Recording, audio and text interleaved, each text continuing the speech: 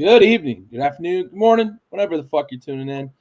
This is our first regular season review episode of the Blitz, brought to you by Backyard Sports. We're a little short, man. Raul should be joining us here in a little bit, but I got the man, the myth, the legend, Flint Mode with me. How you doing, bud?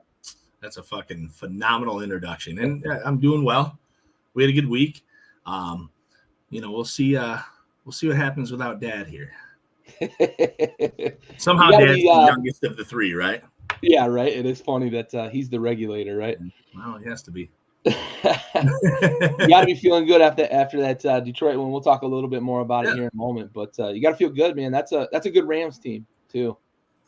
I feel great about it. You know, it's I'm not going to say I predicted overtime, but that score, like, pretty similar to what we had in the playoffs, right? Very good game. A couple of teams that are very evenly matched. The Rams, I'm pretty sure I'm the one that last season picked the Rams in the playoffs. Mm-hmm. I had them, having a pretty good season, and they did. And maybe that's a little Matt Stafford stand stuff going on. But, they're a solid team. They're a well-coached team. They have been. They lost Aaron Donald, obviously. But, yeah, that team comes to fight, and Matt's 0-2 in fucking Ford Field, and I love it. For sure. Dad, thanks for joining us. Glad to have you back. Senior. What's that? Senior. Missed you last week. Yes, sir. All right, well, let's jump into it, man. Week one, we start right out the gates with a rematch from the AFC Championship game, and we get sort of a repeat of the AFC Championship game with one exception. Baltimore keeps it close, has a chance at the end, and like Isaiah Likely, if you wore a size like 10 instead of 12 or 14 or whatever, right? Like, so close, and it's unbelievable. And you think about some of the guys in the past. I got thinking about this after that play. You think about some of the guys in the past that, like, that's a talent, right? To be able to make those toe tap catches on the sideline and not step out of bounds. You think of guys like Chris Carter, who, like, literally would just go limp and be able to make those catches on the sidelines. He's kind of like, in my eyes, he's kind of the gold standard of those guys. Julio used to be the guy. He could do some like the acrobatic type stuff. Kevin Johnson, another guy who would just use their athleticism to make those catches in bounds. Isaiah Likely, unfortunately, is not able to. John Harbaugh did say that if they had scored, they would have been going for two. So we'd had a really exciting finish to the end of that game. But I want to get your thoughts on this, because I've got some thoughts about this game and kind of Baltimore's approach to their offense. And I'm curious to hear your thoughts, not to spoil too much about what I'm going to talk about, but yeah. So, I mean, first and foremost, love John Harbaugh. I've always been a big John Harbaugh supporter. I think he's one of the better coaches in the NFL over the last decade. Bullshit. I don't think they were going for two. You don't think so? No, I think they were only going for two to speed up the clock because they knew that catch was suspect. Okay. I think if the catch had been made and they wanted to hustle to the line, you're saying, right? They want even though it's going to be under booth review and everybody knows it, you're in the heat of the moment. I don't think you do. You think you go for two there? Do you think he does it? Harbaugh's always been. If it was his brother, sure. I like to think that John is a very Mike Tomlin-esque type guy, very level-headed. I think they go to OT there. Okay. You have to. It's the cheat. I've always been of the thought, because they were on the road, I think if I was in that situation on the road, I go for two. I don't like overtime as the road team in the NFL, especially like you're facing Mahomes as well. Sure. If you lose the toss, it's like a 50-50 proposition, and it's going to be hard. Like, we've seen it, right? Mahomes gets the ball. Guys like Mahomes and Brady and those guys that they get the ball. Josh Allen during that shootout that he had with the Chiefs as well, right? You don't want to give those guys the ball. And I think on the road, I probably go for two. Maybe you're right that they were just trying to speed it up. Well, yes, no, though. Do you think they were going for it? Yeah. You do? Okay. And we'll never know. Right. We won't ever know. I do think so, because I just feel like on the road, it's the right decision. And maybe I'm biasing it because I think it's the right decision. Maybe they wouldn't. I don't know. But I think, yeah, I would say yes. And maybe that circles back to what I said last week, and I believe you agreed with me. Did you and I both have Baltimore, and it was Raul with KC? So, yes, I'm going to circle back to this. I think Baltimore needed the game more than. Oh, I'm with you 100% on that, and that's part of my thought as well. So maybe they do go for it because of that, simply, that fact there. Yep. Likely, though, fuck, what a stud, man. And those toe tap, like he's 24 years old or 25 years old. I don't remember which one. Younger dude, big dude. All the guys you name are wide receivers. Yep. He's not a huge tight end, but if he were a wide receiver, he's a big guy. Stole the show. I thought he broke his fucking elbow a couple plays before. Yep. And then here he is. Comes right back in and makes the catch. Like, I was like, man, that looked bad on his shoulder. And my wife's sitting there, and Jen's like, no, it was his elbow. And I was like, maybe. And she saw in real. Listen, I see in real time. I would never make a good official. I say it with NBA games all the time too. But yeah, his elbow, like he landed on that hard shit that they use as like a track around fields too. That's not even the turf. Right. Like, he was way the fuck out. So shout out to him. Shout out to my boy D Ridge in fantasy football for having Likely, for drafting him. Heads up. Glad you had him on the bench against me, bud. I appreciate the fuck out of that. Well, listen, I won by about 25 points, and I think Likely had about 28 in that league. So hats off to you. Hats off for leaving him on the bench. Harv, appreciate you joining. Josh Allen, yeah, he is him, right? Lamar taking an extra day off this early is scary.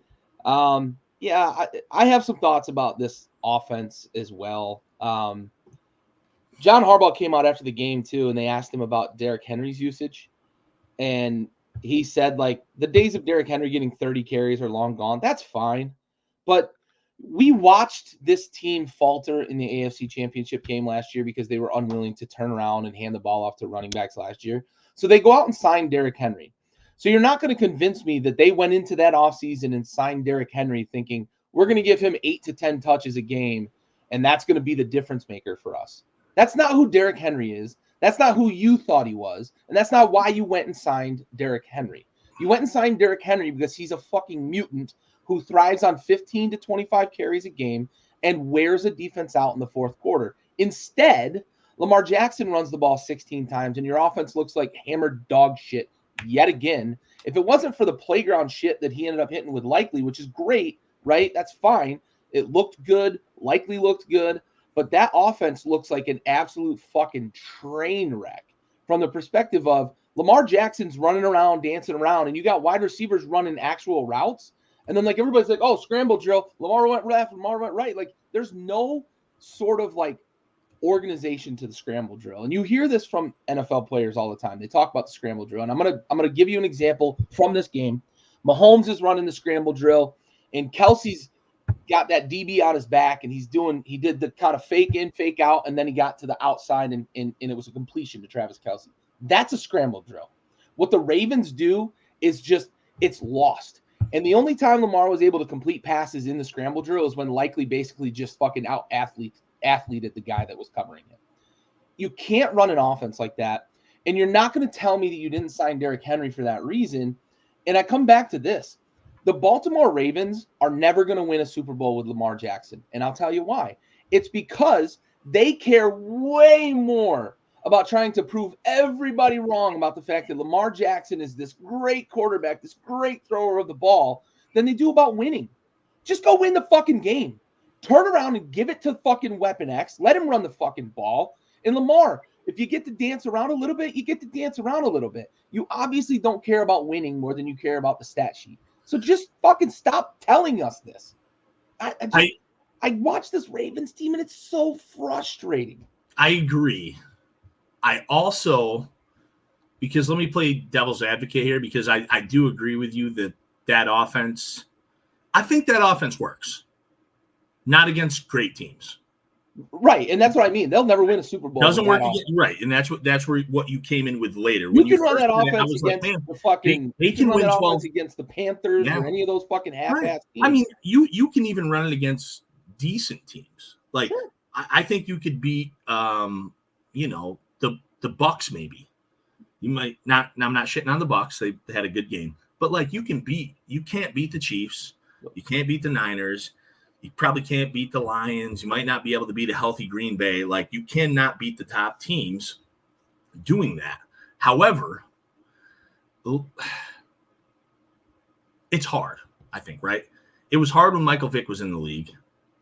It's hard with Lamar Jackson because what do you do? Like, I want that guy facilitating my offense, even though he's probably not an actual real quarterback. Sure. And when I reference Vic, I do think Vic was obviously a better passer than Lamar. However, I mean, Lamar, there was actually the play in the end zone. I think it was Zay Flowers where he came across. And he whiffed. The back of the end zone. Lamar was running left, and the throw would have been right. And I think people sitting on their couch don't realize it's a pretty hard throw to make. However, if you're the best of the best, you got to make it. You can't miss by 3 feet. So right. 3 feet when it's like a 12-yard pass too. Right. It's not. He wasn't throwing the ball 50 yards or 30 yards or 20 yards. Right. So there's holes in Lamar's game, but at the same time, like, you almost just have to fucking let it go. You got to let it cook, or you don't have him on your team. I think those are the only two options, because he did make a lot of shit happen against that Chiefs defense who struggled to stop Lamar Jackson. The Derrick Henry thing is an anomaly to me. Was there an injury? Do we have something nagging that nobody's saying anything about?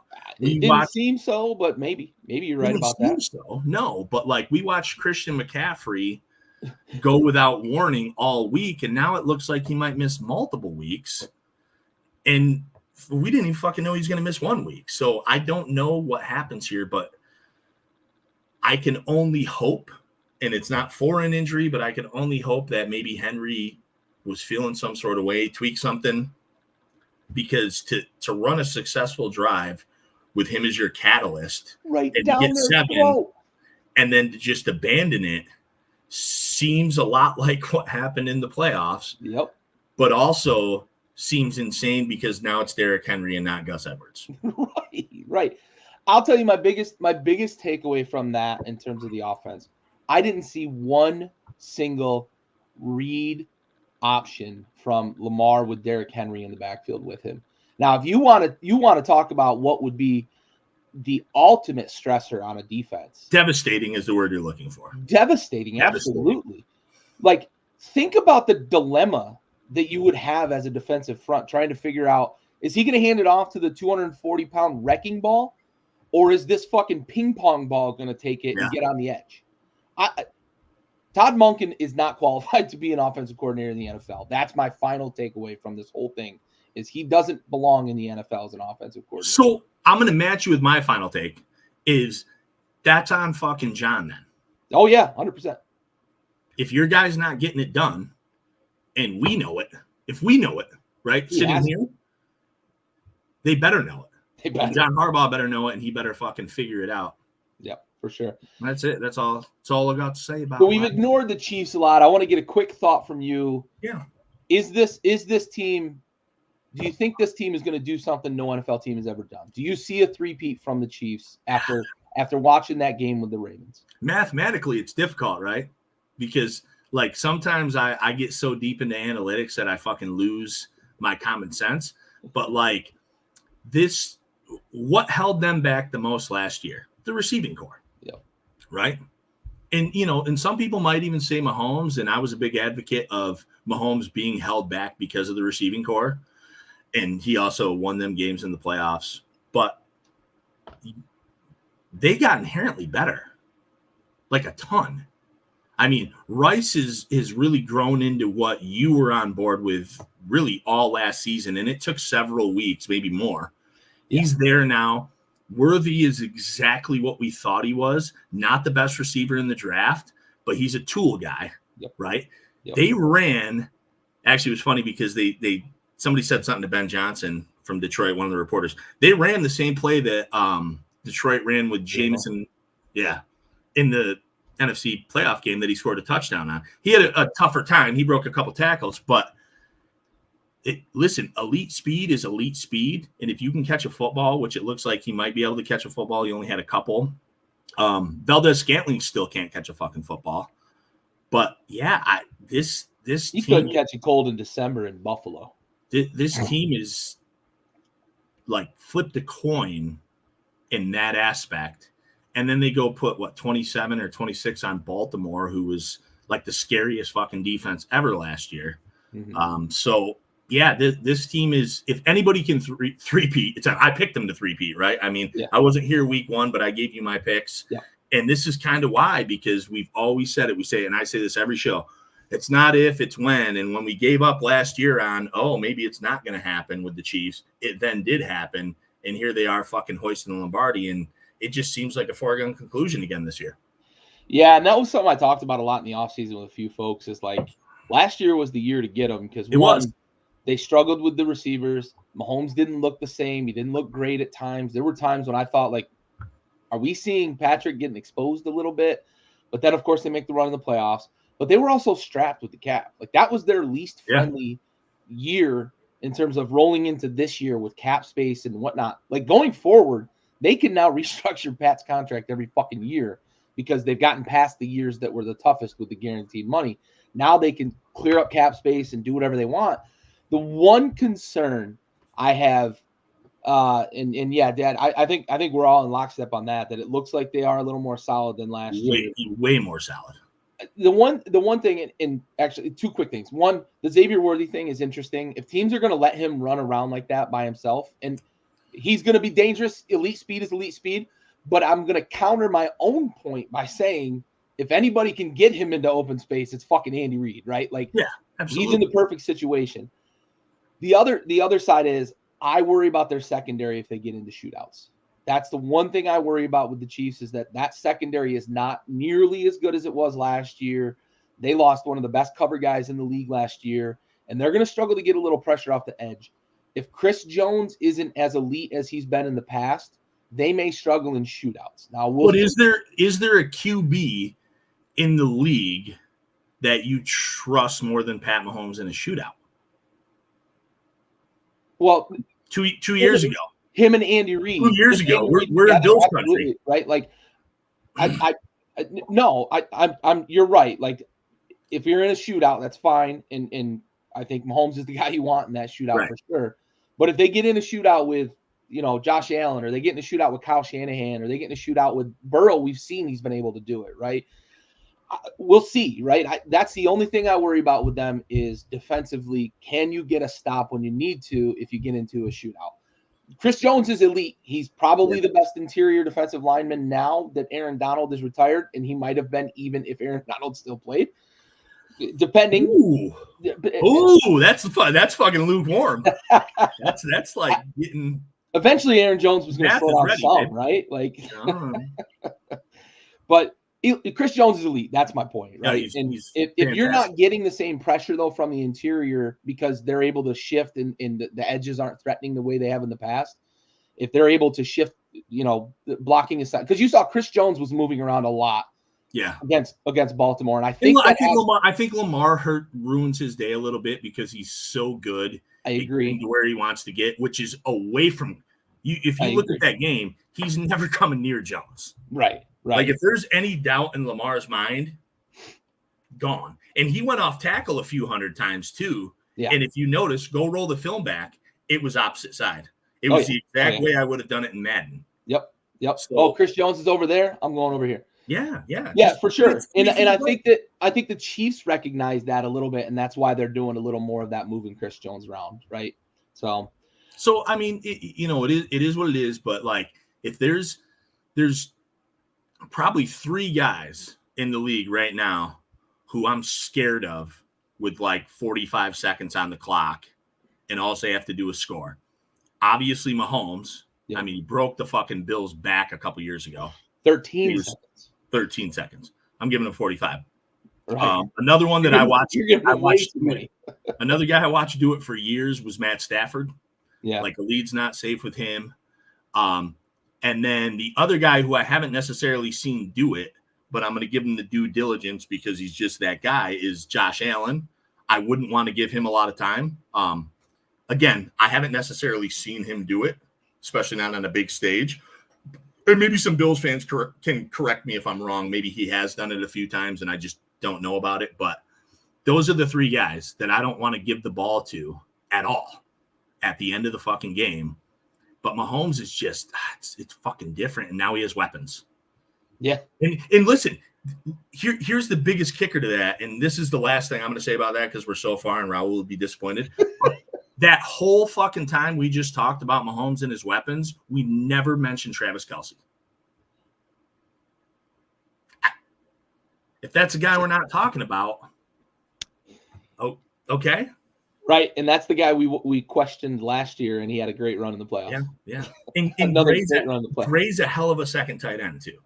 Oh yeah, I actually mentioned that in a group chat. I thought Gray looked more explosive, more athletic than Kelce did the other night, but Kelce's still Kelce. Right? You'll never take him in a fantasy league, but the guy's solid as fuck. Right, he's a roster builder. He's a roster builder. Very good player, and Mahomes likes him. Yeah, for sure. We're gonna get to TJ Watt in a minute, but yeah, dude, that dude's a fucking animal. Fucking animal. Stinks. No. So first Friday, so we get a special occasion because the NFL, there's actually a rule that says like the NFL can't play on Fridays, starting with the second Friday in September or the first Friday after Labor Day or something along those lines. Well, this Friday in September happened to fall in a perfect spot for them to do it. So NFL fans, we're not going to have first Friday every year with the NFL. I say all that to say that. We get Philly and Green Bay in a pretty good game, pretty good shootout, but the glaring issue is the field status. Yeah. These international games, we see it in Europe, these soccer fields, then we saw it in Brazil, and of course, we're in a rainforest area in Brazil. Like, go figure, the ground's going to be saturated.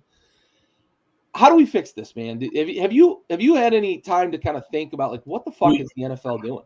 Well, there's only one fix, and it's not going to happen. And the only fix that I see is, well, okay, there's two fixes, and neither of them are going to happen, at least now. One might happen in maybe 20 years, but the first fix, the one that will never happen, is they fix those fields, which they're not going to, because as many of you knuckleheads may not realize, football, soccer, way more fucking popular, generates way more revenue. They're not really doing us a favor. And that's any of these places. Just get a new commission. It's any of these overseas places. They're not doing the NFL a favor. Okay. Or the NFL isn't doing them a favor. They're doing They don't need the NFL. They don't need the NFL. The NFL is trying to grow. If you watch fucking soccer, the amount of fans, especially in Europe and obviously in Brazil, it's fucking nuts too. Yep. They're not going to fix their field that they don't need to fix for an NFL game. We're going to continue to take it in the ass with that. And we have to, because they're broadening the NFL's horizons. Yep. So the other option that I would have is to actually make a fucking field in these countries you want to play in, namely England, because that's where we've been going. We can talk about Germany, we can talk about Brazil, other places like that. But that's got to be, I said 20 years, it's at least a decade away if it does happen at all. So you're talking a permanent facility in like London and Berlin and okay. For NFL football. Yeah. And we see from there.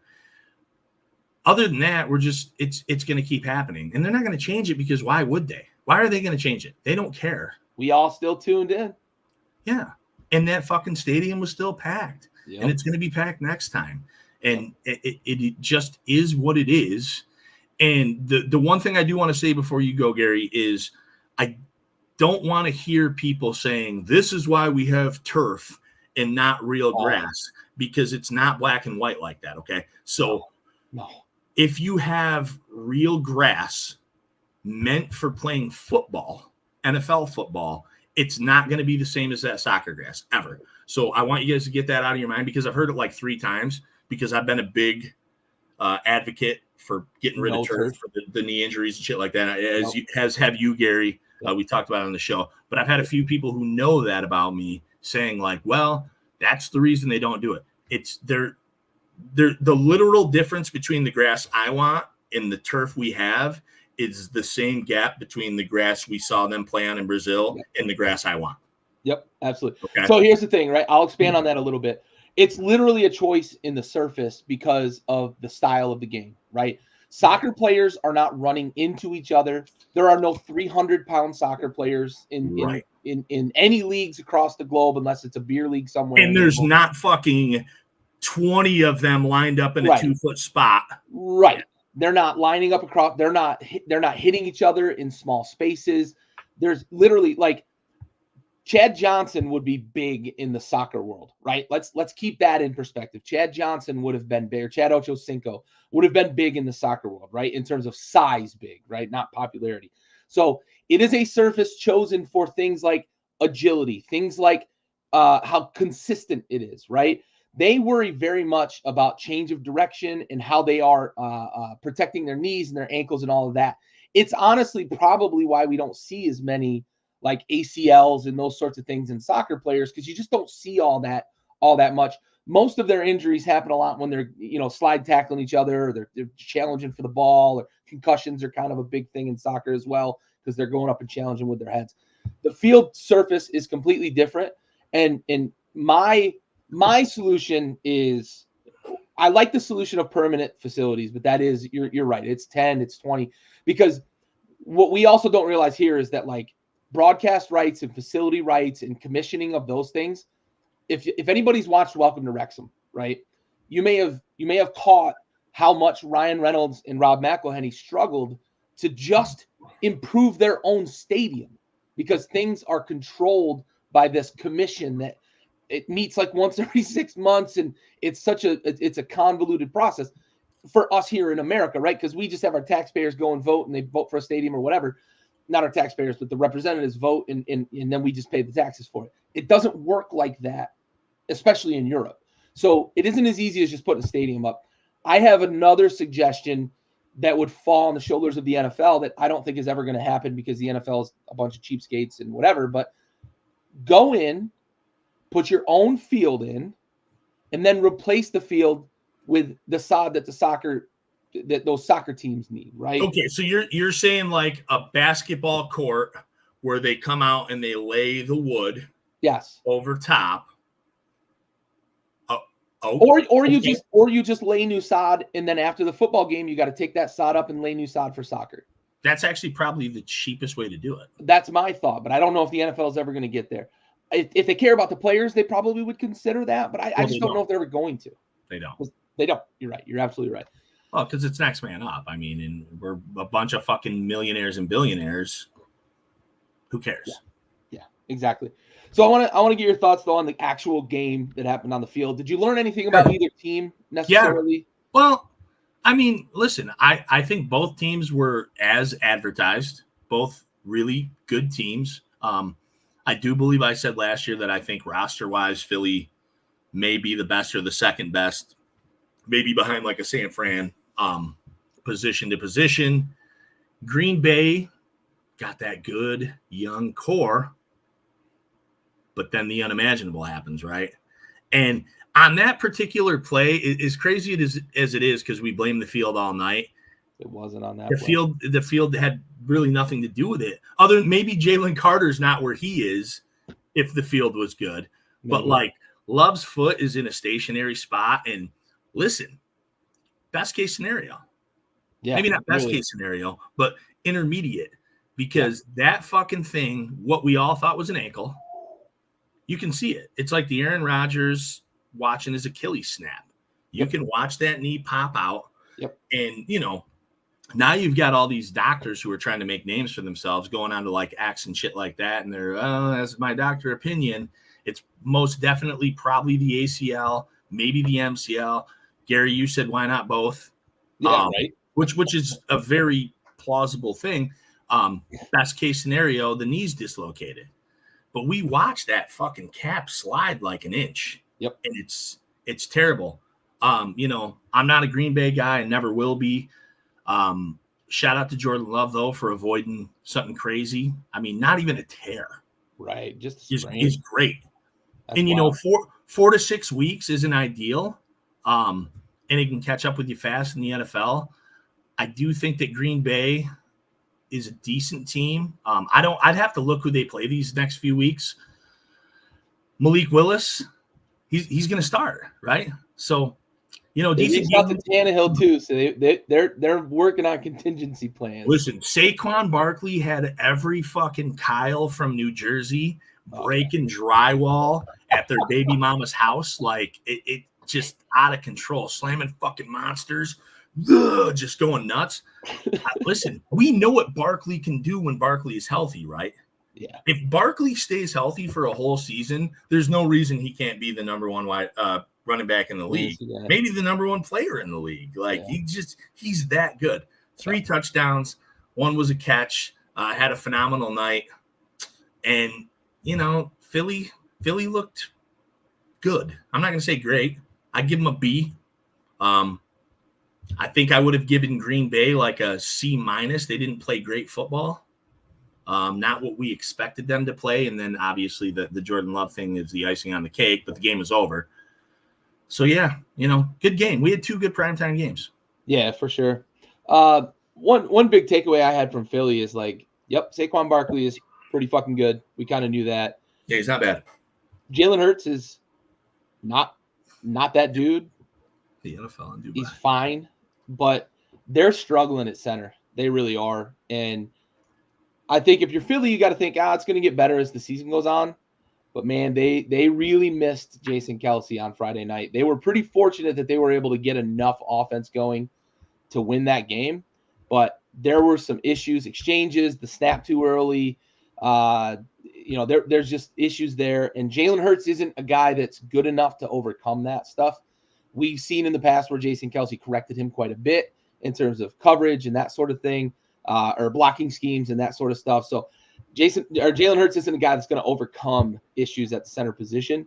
So you got to hope, if you're a Philly fan, you got to hope that it's going to get better.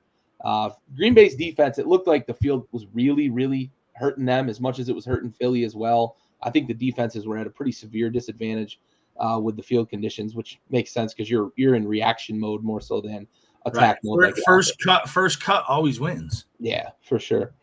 Yeah, it's going to be Willis right now. Matt LaFleur has said Willis will start Sunday. You mentioned the schedule. I think their schedule is okay over the next 3 weeks. That maybe you can see them get 2 of these. They've got Indy, then they've got Tennessee, then they've got Minnesota. Obviously, that in division. Indy they've got at home. They are on the road at Tennessee. They've got Minnesota at home. If they struggle in those 3 games, it's going to get late early for a team that's in a competitive division. Well, what sucks for them, though, is Indy looked good. Mm-hmm. They looked better than I thought. In the divisional game, I don't want to give much praise to Minnesota. They're at home, right? So you hope at home you're going to have a little advantage against. But they played the Giants. So, and then would you say Tennessee? Indy, Tennessee, and the Vikings. Yep. And Tennessee can beat you. Ask the Bears. Yeah, without Will Levis's fucking weird interception there. Have them beat for a while. Yep, for sure. But all right, let's shift gears here. We get to Pittsburgh, Atlanta, and you were on Victory Island here. Raul and I had Atlanta winning. I think both. Raul's not here to speak for himself, but I expected a little more in terms of Kirk Cousins being a little more ready, and we're going to talk about that a little more later in the show. I don't want to spoil, but TJ Watt did look like a menace. He was in the backfield all day. Pittsburgh did just enough offensively. I said jokingly during the Pittsburgh-Atlanta game that Chris Boswell was winning fantasy matchups by himself. That was true about a kicker, but it wasn't Chris Boswell. We'll get to that later as well, because I was on the receiving end of a 23-point lead evaporating at the hands of Jake Moody. But what are your takeaways from this game here, Pittsburgh-Atlanta? Even with the quarterback shuffle right before the game from Fields to Wilson, I would have felt the same way, I think. And it wouldn't have swayed anything I did. So I just think we watched them do this last year, right? Yeah. With Pickett. That's who they are. They're a very good defensive team. We know that Tomlin is not going to make a lot of mistakes, especially on defense. I do question Tomlin on offense sometimes, but he continues to get bailed out by the fact that the offense, since Big Ben is gone, isn't very good.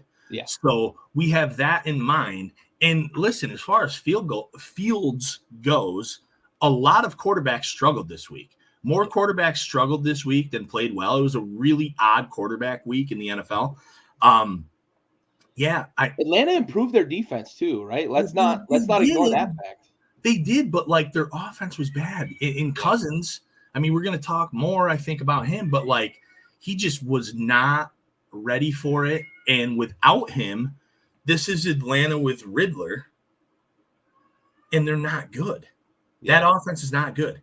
Pitts doesn't change the game enough. My fucking cat is freaking out, so I apologize to anybody who can hear her going nuts. But Pitts is not that good on his own.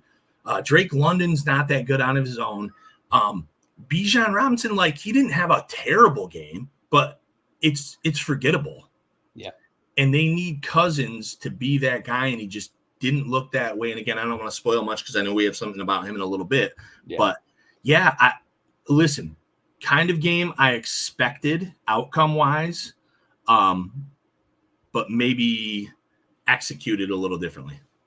Yeah, I agree with that 100%. My pick was based on the fact that I didn't think Pittsburgh was going to be able to score no matter who the quarterback was. I did make this pick thinking Russ was going to be the quarterback and they were going to struggle mightily. Atlanta did improve their defense a lot. I don't know that I would have changed my pick if I knew Fields was starting either. But I know Atlanta made a lot of moves on their defense, but I did expect to see a little more comfort and a little more execution out of Kirk Cousins. And again, I don't want to spoil too much because we got a pretty big topic about him later in the show, but this is about what I expected. I just didn't expect – I expected the scores to flip-flop, right? I expected Atlanta to win a close one at home against Pittsburgh. Pittsburgh does what they always fucking do, though, man. They're in games late, and they just find a way to win. And as Robert Leader says, same old Falcons, right? It's been this way for a couple of years now. You don't want to be in a fucking boxing match with Pittsburgh late. No, you don't. Like, if it's going to be a one-score game, nope. 8 times out of 10, I pick Pittsburgh. Yep. And I would say the same thing about, like, Cleveland.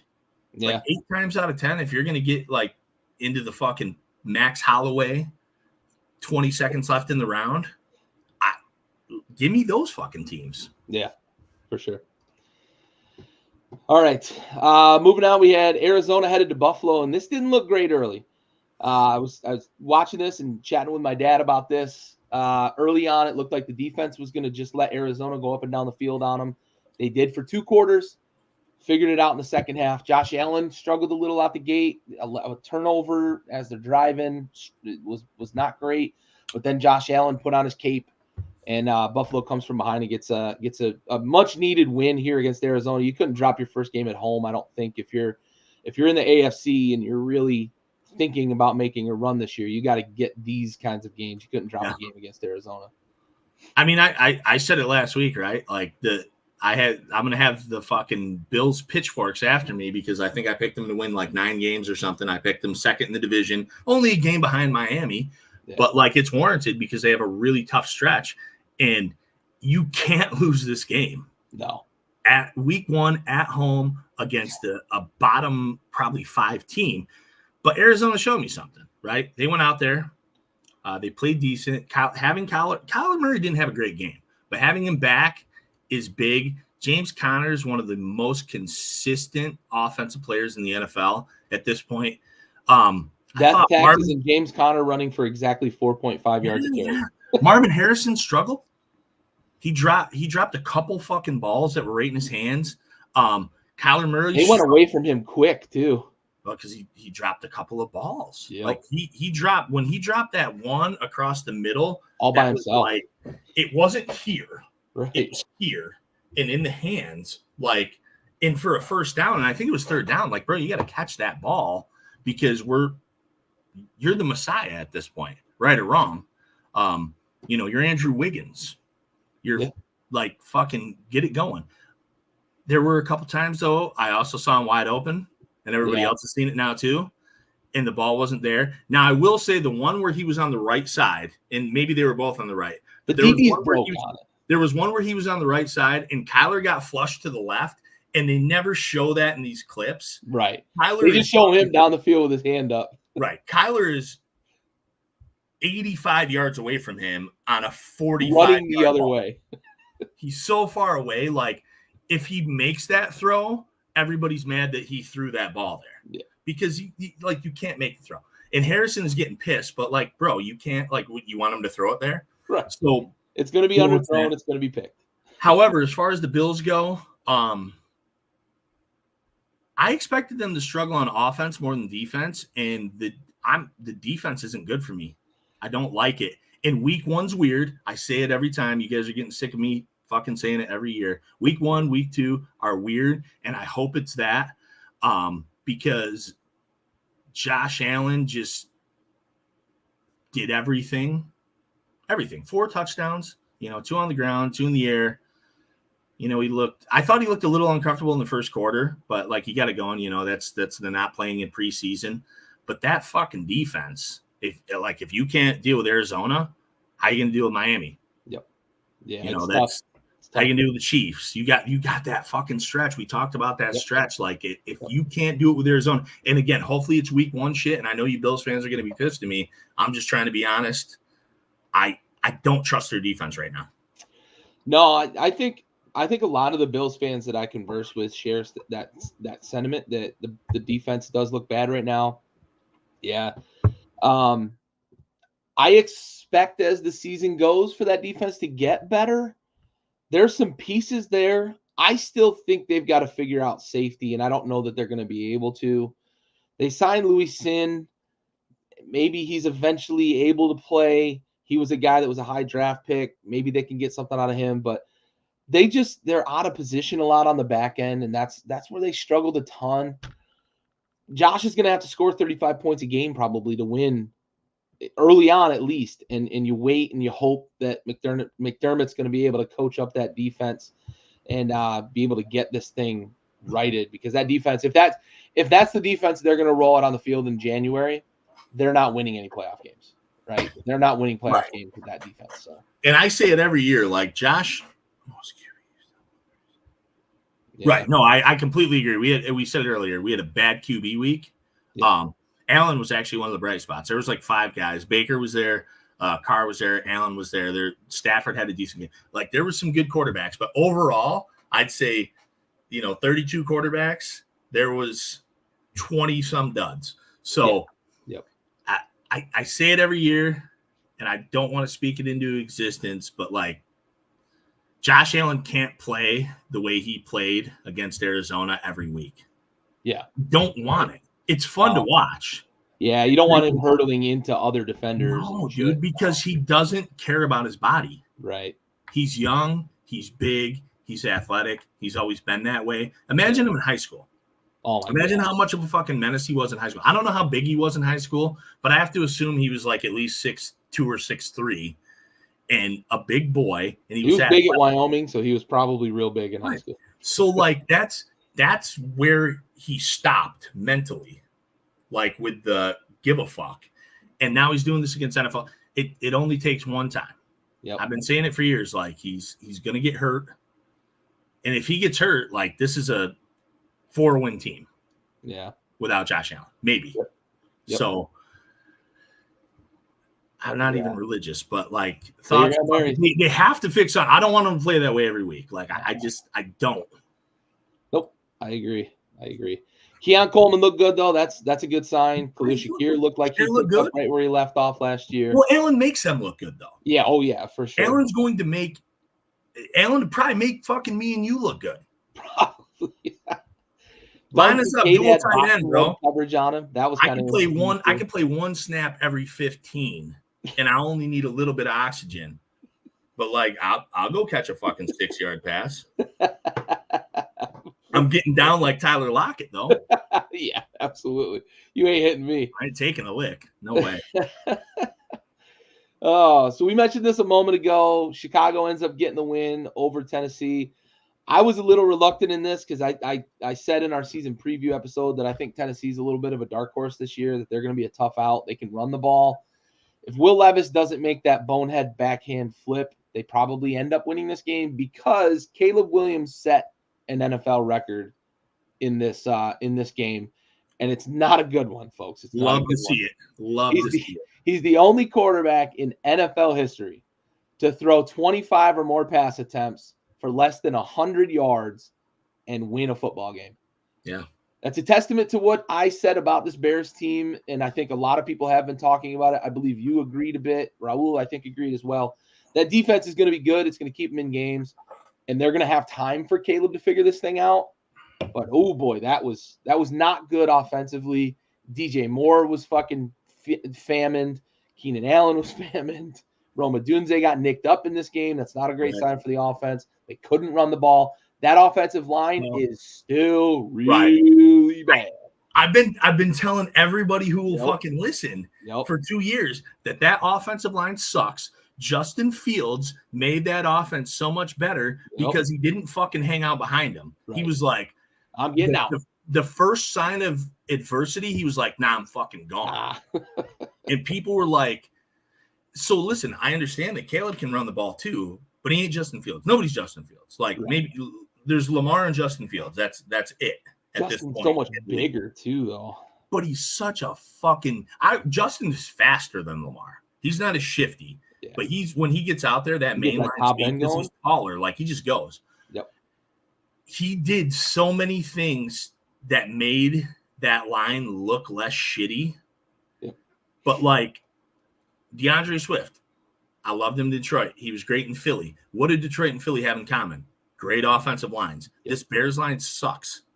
They're bad. You're not going to run the fucking ball. Caleb was – I'm glad. I was getting worried about Caleb. He looked good in preseason. There's some shit. He has all the weapons in the world. I was a little worried when I looked and they were down like 17-3. I'm laughing. I'm like, fuck it. And then Will Levis shows up and he's just like, let me fuck this up a lot. I saw that. I had to go watch the highlights because I didn't watch the game. That dude throws off his back foot more than Jay Cutler. Like, what are we doing? Put a fucking cigarette in his mouth and let's just get this fucking thing over with. Because if you're that confident in your bullshit. He's got the same level of arm arrogance that Cutler had. But not the same level of actual spoken arrogance. We all knew Cutler was a dickhead. I didn't know this about Will Levis. I didn't know Will Levis thought he was the shit. But, like, he's casually – sometimes there was a couple times, like, and I'm going to get the film and post it on the page because there was a good meme video. Nice. Like, there was a couple times where he went off his back foot for no fucking reason. No pressure, no nothing.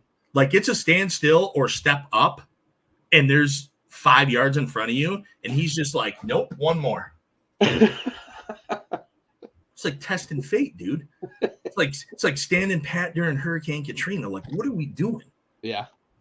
Dude sucks. They're going to be chippy, though. They're going to be chippy. They're going to be in games. They're going to be able to run the ball, and they did this weekend. Pollard had a pretty good game. I'm regretting in fantasy Tyjae Spears is not getting the volume I thought he might. They're not running that as a 1A and 1B. They're running that as 1 and 2. Yeah, it was like 60-30. It was like 65-35. Yep. I saw. I accidentally drafted Pollard in a league, and I wanted Spears, and I timed him. Like, I got timed out and drafted Pollard, and I was kind of pissed, but now I'm okay with it. Yeah. If he's going to be the lead back there, I think he's going to have a good year because we'll see. Bill Callahan's there coaching the offensive line, so they're going to be able to run the ball. He's a consistent guy. He's kind of a James Conner type dude, just consistently does his job and get you 13 points a week. Yep, for sure. And maybe the least surprising stunner of the weekend, I'm going to phrase it that way because New England is not expected to be good this year. New England is in full rebuild mode with a new head coach, new quarterback, new GM, new everything. Bill Belichick is gone. Tom Brady's been gone. And they have moved on from Mac Jones to eventually Drake May. Jacoby Brissett is starting for now. They get a big win for a young franchise. Young, I say young because they're rebuilding. A young franchise that has a brand new head coach, and you get a little confidence under your belt early. A team that's going to play sound defense because Gerard Mayo, obviously a defensive player and defensive coordinator under Bill Belichick. Yeah. And Cincinnati continues to tell us, like, call me at the end of September. And listen, lay an egg, and we've seen this story. They're 1-5 under Zach Taylor in week 1. It's unbelievable. We joke about this every year, and I'm going to say, and I felt the same way last year, and then obviously shit went downhill real quick last year. Burrow was never healthy, but I don't think he can afford it this year because despite a loss, Baltimore is very good. And again, we watched Pittsburgh and Cleveland play some pretty good football last year because their defenses are so good. And I expect much of the same this year. So I don't know if you can afford to give up 4 or 5 weeks. And that's really the only point I have on this. There's nothing else. Joe Burrow, dye your fucking hair back.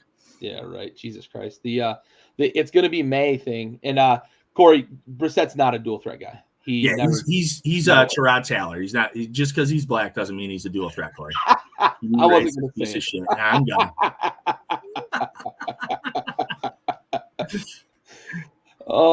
Moving on.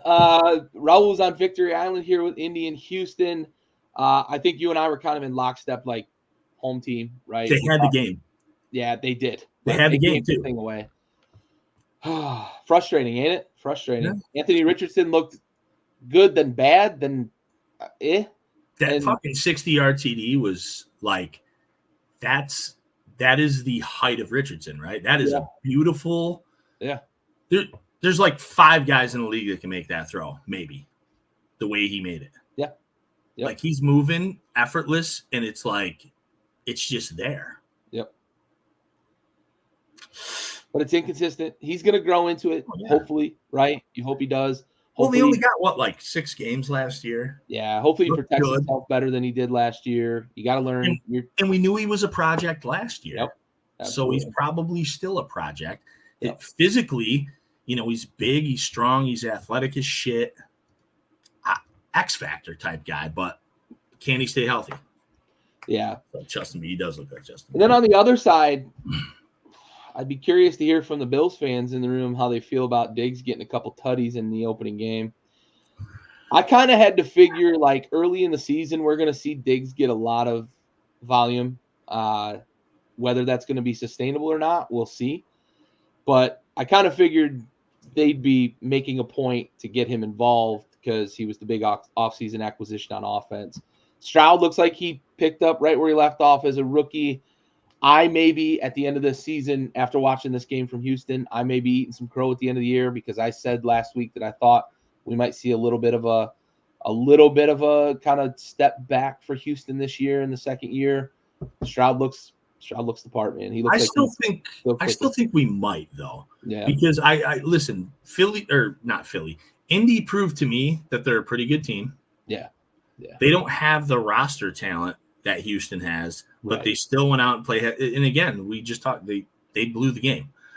So there's that.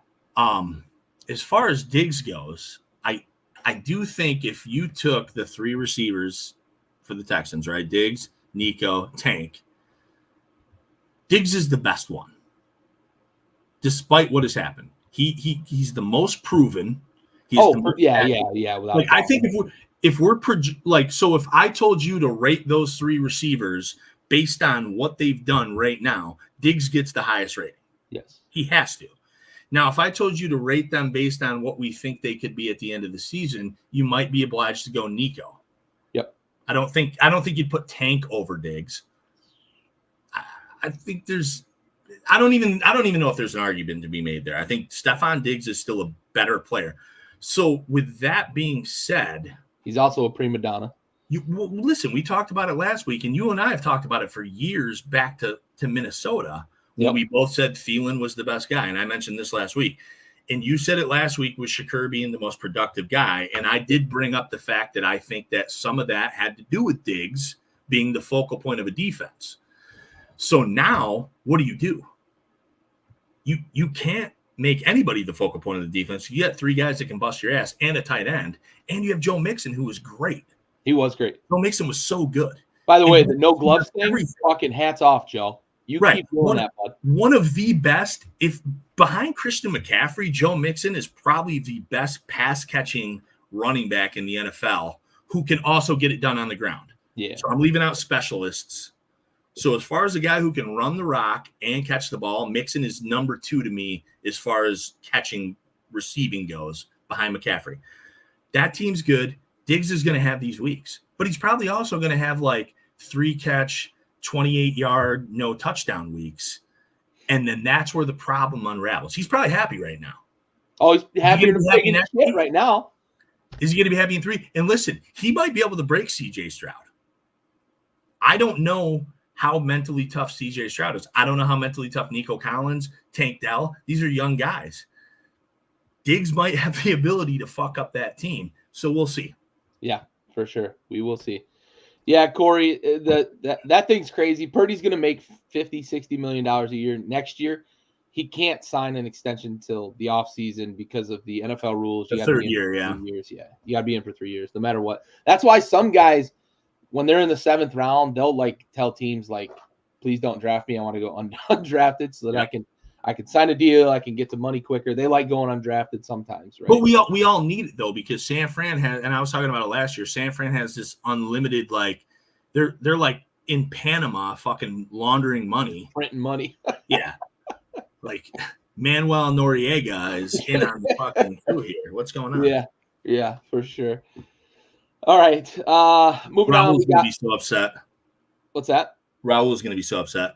Oh yeah, for sure. Once he clocks in and sees we're still in the middle of week 1. He's like, "You guys are through 2 games."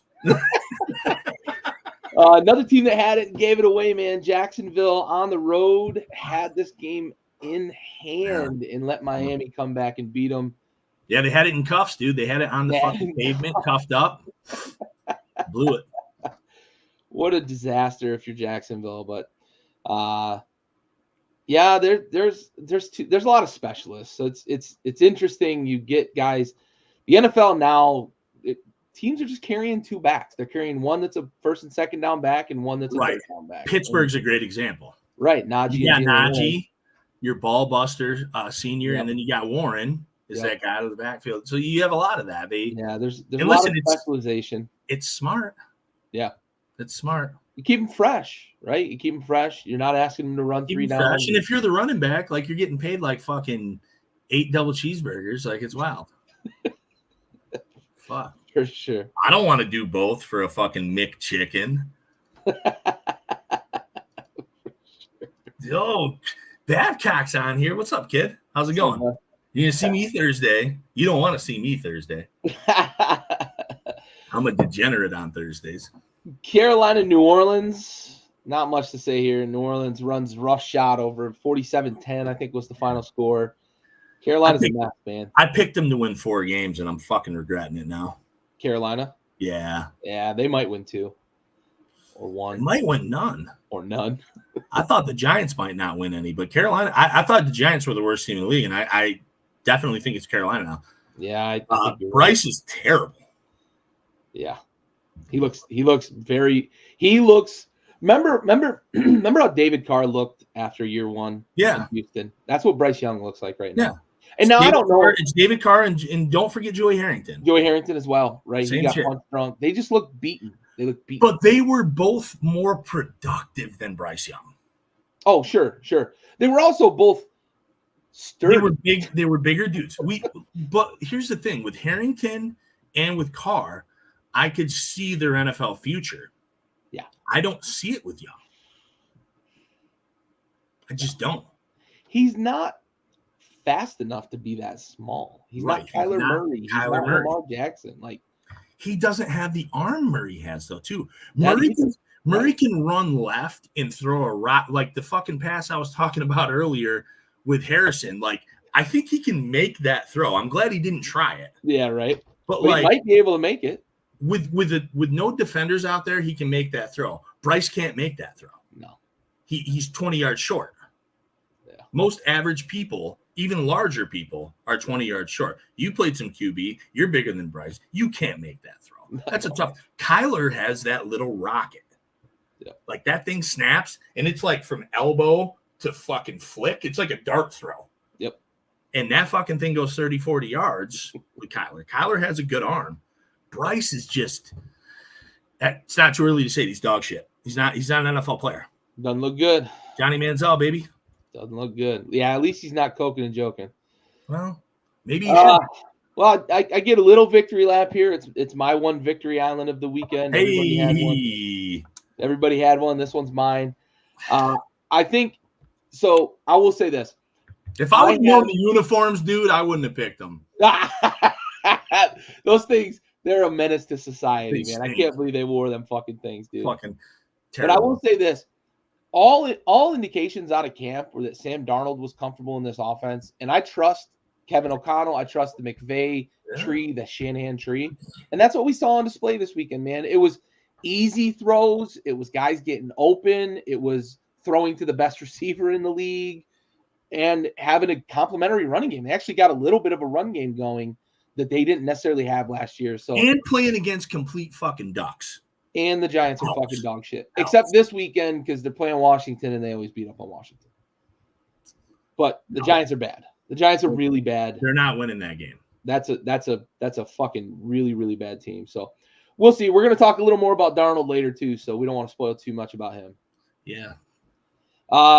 Chargers against the Raiders. This one to me was really a coin flip. And Raul came out on the right end with this one. You and I had the Raiders winning this. I thought the Raiders were going to be a little better on offense. The Chargers defense played really well this weekend. Gardner Minshew struggled.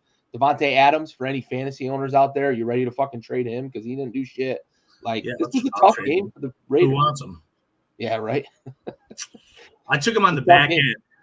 I had the first pick in a 12-man, and I took him when I came back. Yeah, because I was like, dude, that's like the I think it's the best value you could probably get for him, right? Probably. Last pick of the second round in a 12-man. And I didn't love it when I did it because I think he scored 4 touchdowns last year. But he's fucked, dude. They have to burn those shitty jerseys. I will say this was almost my hot take. I think the Chargers win 10 games. I have no picks. They look exactly like you would expect them to look with Jim Harbaugh. They ran the ball well. They played really conservatively on offense. Right. Anybody who drafted Justin Herbert in a fantasy league is probably going to regret it by the end of the season. I'm guilty of that in at least one league. I think he'll be okay. His receivers are young. He's got Johnson. He's got Palmer. Palmer's, 3 years in, but he never really got a chance to play because they had Williams and Keenan Allen. And then Johnson was a disaster last year, and most of that was the fucking fault of the fucking play calling. Yeah, I think mid-season you might get that return. Yeah, you might. Defense, like you said, the defense was awesome. Yes, this team's gonna quietly win fucking 9 or 10 games. Yeah. And they may be in contention for a wild card. Yeah. Yep, for sure. How does that happen? Sure. Denver, Seattle. Raul had more faith in Bo Nix than he should have. Bo Nix looked like the guy who was the last wing left on the chicken or whatever you want to say. And Sean Payton kind of settled because he had to draft a quarterback in the first round. I know Sean Payton's the guy. If Bo Nix is going to be successful in the NFL with his skill set, Sean Payton's the guy because he's got a fairly similar skill set to Drew Brees, a little bit diminutive, very accurate passer, not a super strong arm. Nix is a little bit more athletic than Drew Brees was, but that offense looked really, really bad this weekend. In their defense, Seattle added one of the best defensive minds in football in Mike McDonald to an already pretty good defense last year. But, man, Denver has no fucking weapons. Fucking weapons. And that's the thing, too, is I'm not a huge Jerry Jeudy supporter, but if you knew where you were going to end up, and again, you probably didn't know where you're going to end up with Nix, but if you knew that, you keep Jeudy, I think, because he probably is productive with this setup, at least a little bit, or at least he helps your new quarterback. But yeah, Seattle's defense, fire. I used them in all 4 of my leagues this week. I'm more of a streamer, play by the week. Yo, Brett Freese, shout out, baby. How's that Cleveland every week defense? You just put them in, it doesn't matter. I told you not to play them against fucking Cowboys. I told you. You didn't listen to me. You never do. But yeah, no, Seattle's a tough team. I think again, they're going to be one of those, that division. That might be the most competitive division in the NFL this year. Especially with how chippy Arizona looks like they're going to be. Yeah. Sure. They're going to knock your fucking block. If you go into Arizona unprepared, you're going to lose. Yep. In their flying saucer. Jonathan Gannon's got them playing fucking fast. And they're going to be scrappy, man. For sure. Dallas, Cleveland, you mentioned it a moment ago. Dallas goes into Cleveland and hammers them. I thought the defense was going to be okay. I thought the offense was going to be able to run the ball and control the clock. Neither of those two things happened, and I'm here to say it now. I think Deshaun Watson has quit on football. Honestly, I don't think Deshaun Watson has any interest in actually playing the game of football anymore. He looks so disinterested on the field. His demeanor is just like that of somebody who's like, when's my next paycheck coming in? He looks like fucking Ben Simmons out there, man. That's what it fucking looks like to me out there. Is he's just stealing paychecks, and if he could get away with it, he'd go fucking play Call of Duty with Ben Simmons. Like, and while I want to partially agree with you, I'm not willing to give him that out. I don't think that he's doing that because he can and he's paid and fuck it. I think it's a byproduct of two things. The injury shit last year in Houston, right? Where he looked like a top 5 quarterback in the NFL for probably 2 seasons. Definitely a fantasy stud. Yeah, the injury shit, it affected him. He's not the same guy. Disinterest, like you're saying, I definitely think plays into that. But I'm not willing to fucking let him worm his way into that shit. Also, mentally, with all this bullshit, now he's got a fucking another one. You weird fucking rapist piece of shit. Like, what the fuck are you doing in life? Bro, you are an NFL quarterback. You are a star. You don't have to do that. Right. Like, nobody should do that, but of all fucking people, right. It should be some like ugly homeless dude. Like, you are a fucking superstar athlete with millions of dollars. Like, you're a scumbag. I'm not letting him off the hook. Injuries, mental bullshit from his own fucking doing. He's done. He's toast. Yep. He's gone. And they don't have fucking Joe Flacco to save the day now, but they do have. Yeah. That's a W. W's, baby.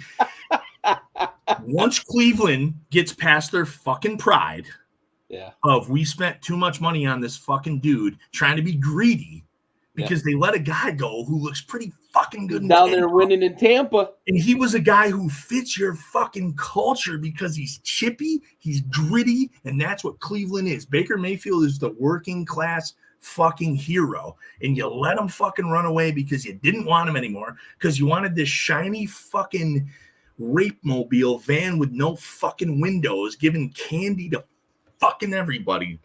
I'm so fucking pissed about it. Get famous Jameis out there. I guarantee you he's a better quarterback than Watson, but it's gonna take 4 to 5 weeks the season's gonna be lost to let them go away from that money.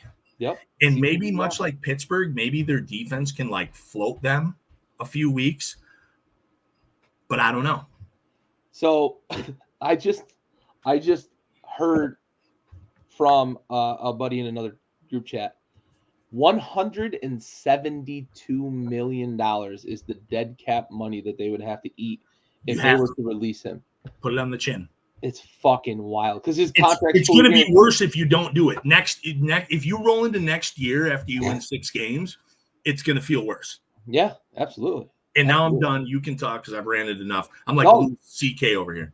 You nailed it. I am enjoying this because they are reaping what they sowed with how they did Baker, because he was a guy. He's the last quarterback to take you to the playoffs. Yeah, shout out to Baker. And you run him out the door because your offensive line was fucking dog shit his last year in Cleveland. You got him hit 143 times. But he wasn't terrible. And he wasn't, right. You're right. But he was playing through a separated shoulder, bruised ribs. I think he sprained one of his knees. Like, he was just so beat up. He had receivers like Odell Beckham and fucking who's the other dude? Jarvis Landry. Yeah. Who were supposed to like revitalize his fucking career, and neither of them were very good. Neither of them were any good. OBJ's dad couldn't fucking stay off social media.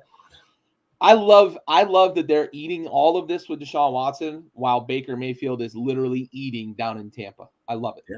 I love it. Love it. I hate it because as a Lions fan, the Browns are the same. It's a mirror. Oh, sure. And I want to see them do well. But you're right. They deserve it. Yeah. Yeah, for sure.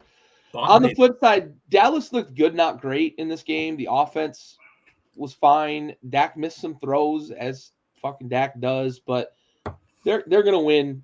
They're gonna win the division. I know I picked Washington 2 weeks ago. I let Raul kind of talk me into picking Washington. I got on the hype train. I wish I was here to talk you off that ledge, bud. Yeah, that's the best team in the division after. I don't remember if I picked Philly or Dallas. I think I had them winning the same amount of games. Yeah, I can't remember who you picked either. I almost think I think I picked Philly. Okay. I think you did too.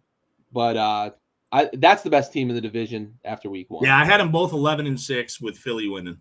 Yeah, for sure. That got paid $60 million a year.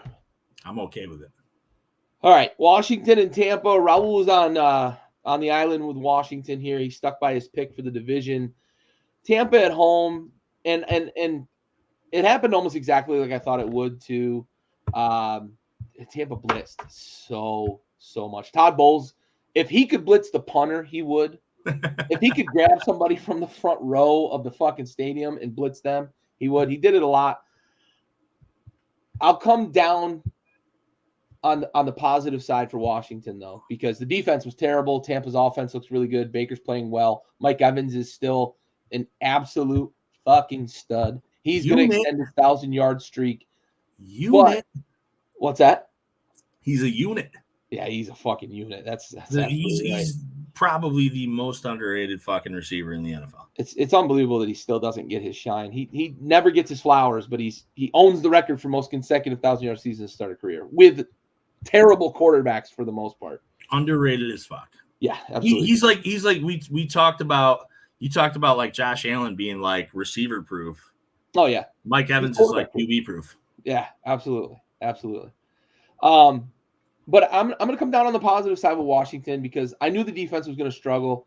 It's going to take a long time to rebuild because we didn't have the athletes that are going to fit in a Dan Quinn style defense. I think there's some pieces in place on that side of the ball, but I liked a lot of what I saw from Jaden Daniels this weekend. I need him to run a little bit less. I need him to get down a little bit sooner. I don't want to watch his helmet flying off all the time. He has his straps loose on his helmet. Let's fucking tighten the straps, bro. But that's the I don't plan to get tackled look. Right, exactly. You can get away with that in LSU. You ain't getting away with that in the NFL. Well, but look, I liked what I saw from him. He was comfortable in the offense, comfortable in the pocket. He handled pressure well. He made good decisions, didn't turn the ball over. I'm encouraged, and I'm not going to say it yet, but I am prepared by I'll call it week 6. By week 6, if he still looks like this, I'm prepared to say we found our quarterback for the future. Now, that future might only be 2028 because he can't get down in time, but I think he's going to learn to protect himself better.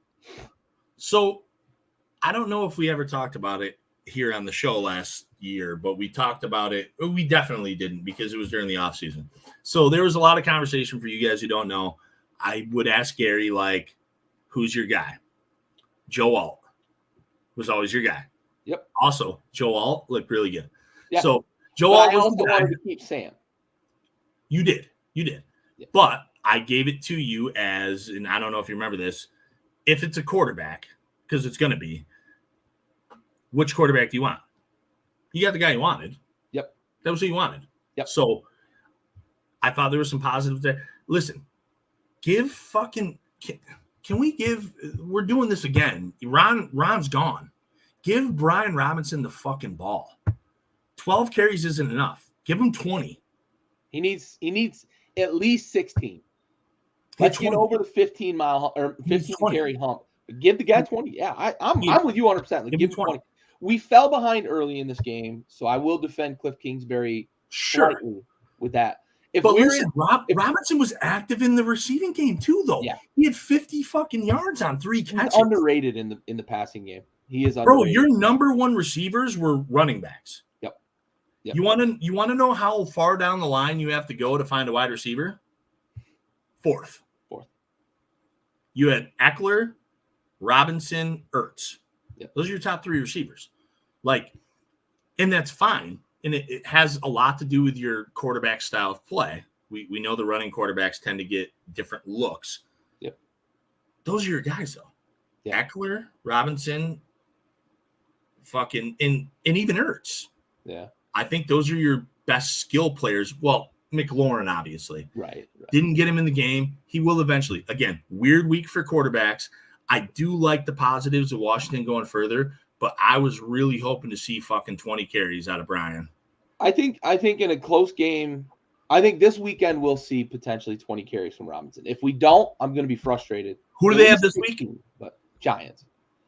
Oh, you better. I better see 30. Yeah, we better see a lot of carries from Robinson. Well, the other dude doesn't want to carry the ball. Eckler don't want it. Right, exactly. He'll be like Eckler, fucking. It's 1st and 1 inch on the goal line. We're gonna call this up the middle for you. He's like, nah, give it to Brian.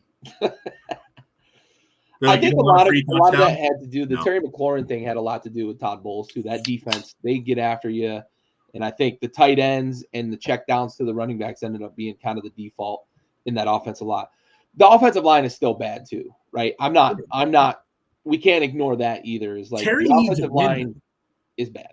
Terry needs a win though, because Terry's one of those guys who could be a top 5 wide receiver. And I know that you know this, but he's like relegated down to like a fucking top 20. Yeah. And it's just, I think he's closer to 20 than 5, and it's so outside of where he should be. Yep. And it has nothing to do with him talent. Yep. But we don't want this to continue to be a thing. Yeah. So we'll see, man. Yeah, Washington already cut their kicker. They're bringing in Austin Seibert. We'll fucking see. I saw that. This is a story as old as fucking time with Washington. I fully expect that Cade York is going to sign somewhere and make 9 game-winning field goals the rest of the season because Graham Gano did it.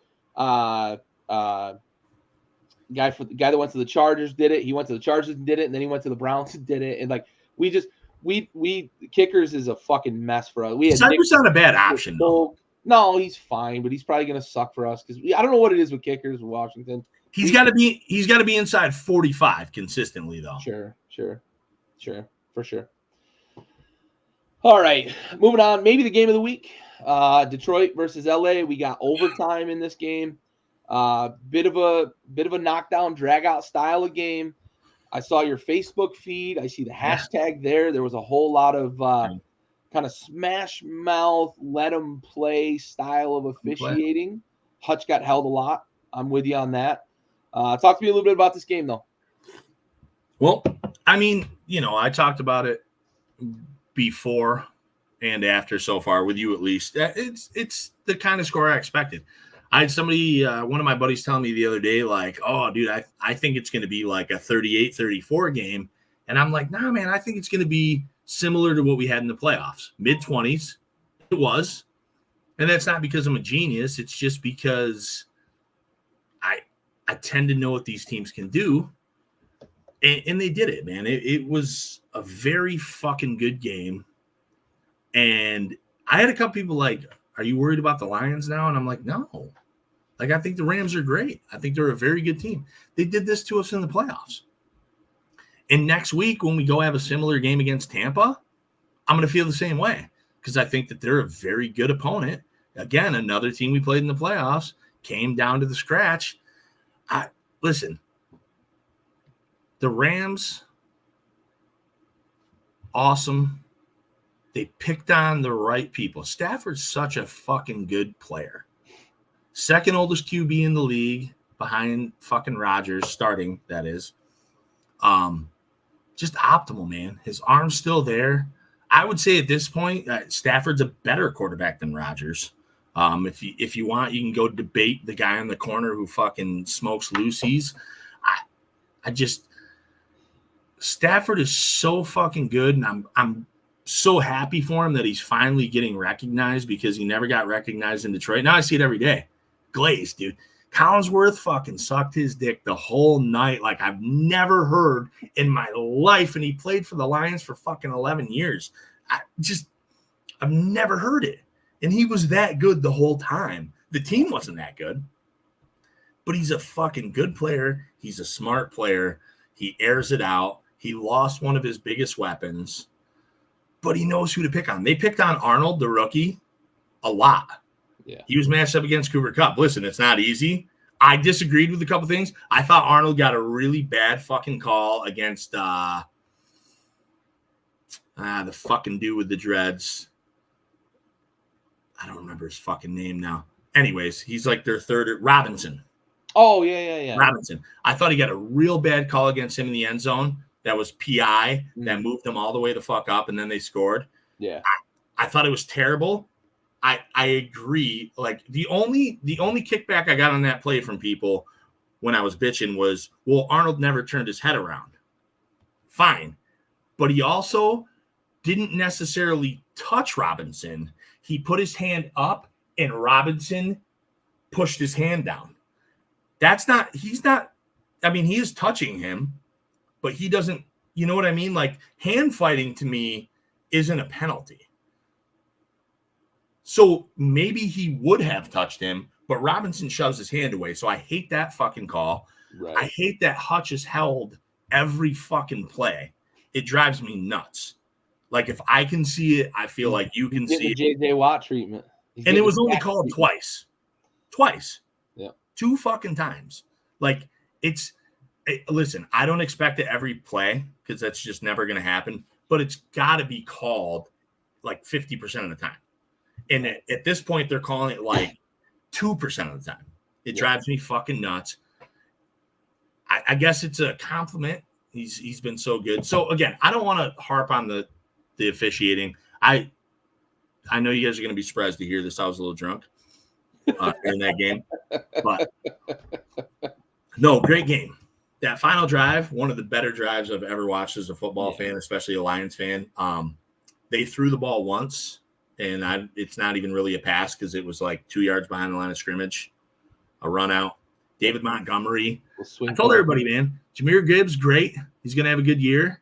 But David Montgomery, fantasy. Gibbs is a guy I couldn't draft. Laporta, a guy I couldn't draft. Puka Nacua, a guy I can't draft in fantasy because their price tag is too much. Yep. Jahmyr Gibbs is going to be fine. But David Montgomery, that's what they want to do. They want to run the ball at the middle. And they exploited the fuck out of that. And the Rams, I think they were gassed. I think the Rams got gassed late. And, took it to them. Stafford, dude. 0-2 coming back. I love it. Like, I love Matt, but fuck, man. I won't share any of the fucking memes of Jared Goff's face pasted onto fucking Matt's with, like, his wife and kids. I won't do that. I've seen them all over. I will not participate, but listen, man. I love God. I wish Stafford would have got to taste this. I do. I really do. Yeah, for sure. And then we finish out the week with the Jets and the Niners, and I had a little too much faith in the Jets. You and Raul on San Francisco. I worried a bit about a couple of things with San Francisco, and neither of them were really a problem. Ayuk missing all that time. I thought he would struggle. And then until CMC was announced as out, I wasn't sure about that. But Trent Williams sitting out as well, I thought that they would struggle there on the offensive line. The Silverback proved me wrong that he can basically sit on his couch and then come out and not give up a single pressure to one of the better defenses in the league, one of the better defensive minds in the league. San Francisco looks like they're hitting on all cylinders. They look like they should be the favorite in the NFC. They look like we might be headed for a third clash between them and Kansas City, maybe in the Super Bowl after week 1. Jordan Mason, what a bang-up job he did in relief. I've been for 2 years now, like, trying to get Jordan Mason before anybody else knew about him. And then CMC gets announced as out, and he's basically picked up on the waiver wire immediately by most everybody. And has a great game. Comes out, runs the ball hard. He's a strong running back, runs behind his pads. Pretty versatile. They didn't use him too much in the passing game like they do with CMC, but they really didn't have to. They kind of gave Debo those touches that they would have given CMC in the passing game. Debo, I will continue to say it. I've said this for, I think, 2 years, maybe 3 now. Debo Samuel is the toughest tackle in football. He is the hardest guy to get to the ground from the perspective of he can run around you, over you, through you, or by you. And he showed that a lot on Monday night against, again, one of the league's better defenses. When he touches the ball, it's a threat, right? He's a threat to move the chains. He's a threat to make a house call. And I continue to sing his praises because he's a guy that came into this league as a wide receiver. They call him kind of a wide back, but honestly, other than Derrick Henry, I don't know who else I look at if I'm a defender and say, like, I don't want that guy coming at me when he's got the ball, because I watch him. He makes guys miss tackles routinely on almost every play that he touches the ball. Somebody's missing a tackle. Yeah, you called him the hardest tackle in the league last year, and I don't remember where Raul stood, but I definitely agreed.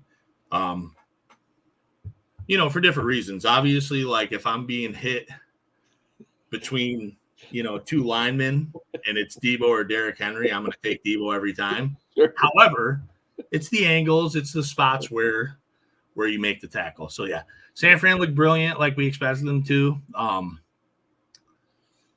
The Jets, we'll see. It's an anomaly still, right? Yeah. We don't really know where we are with them. They got to figure out how they stop the run. They struggled with it last year, but they got away with it because they were able to really turn up the pressure on people. I expect Hassan Reddick to be signed this week because they didn't get much pressure on Brock Purdy.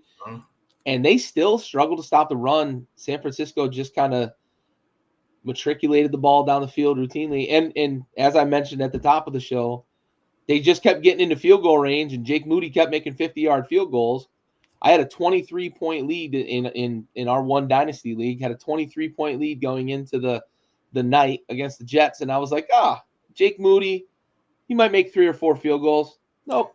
Decides he's going to make 6, and 3 of them from 50+. And I lost the game. I lost the matchup by 3 points. Well, let's talk about fantasy for one hot second. I have 4 leagues. I went 2-2. And in the 2 I lost in, you'll be surprised to find out that I only lost to the team. The only team who could have beat me was the team that I played. That's a tough no, that's not true. I said that earlier. The one league, you could have beaten me as well. Oh, okay. By like 1 point. Oh, yeah. The yearly league. But I lost by like 12. Yeah. You beat the only guy that outscored me. Or you lost the only girl, and her only goal was to beat me. Well, and she let me fucking know. and then in the keeper league, my keeper league, I scored like 147, which was the second best by a lot, actually, I think. I know.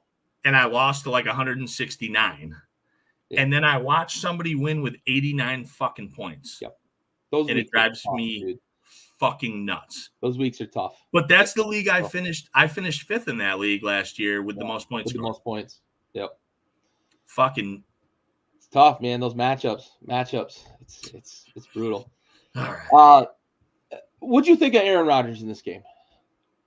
I think he looks a shitload better than Kirk Cousins. I mean, we talked about this a little bit before the show. Yeah. I think maybe his days of extending the pocket left and right outside the tackles might be done.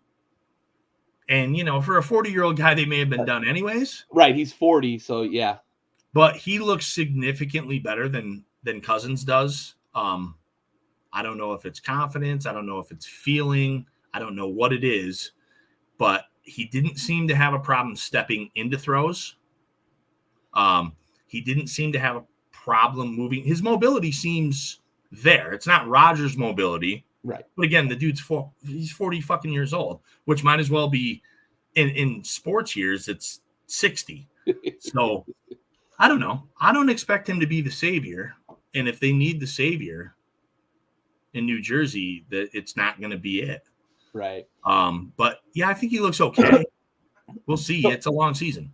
So here's something you brought this up earlier when we were talking about Cousins, and we're going to get to him a little more here in a moment. But there's a big difference between Aaron Rodgers and almost every quarterback in the league, but it is starting to permeate a little bit through the league. Josh Allen does a little bit of this. Jordan Love definitely does. We talked last year about how much he mimics Aaron Rodgers and his throwing motion and his platform and everything. Rodgers doesn't use his feet as much when it comes to throwing the ball and pushing off in terms of that. He's a lot more of like, it's the core, it's his hips, and it's his upper legs, and he gets a lot of that torque and that. There's that flick. Right. So, and the other thing, I believe Rodgers, it was his left Achilles, correct? Oh, don't ask me that. I don't remember that.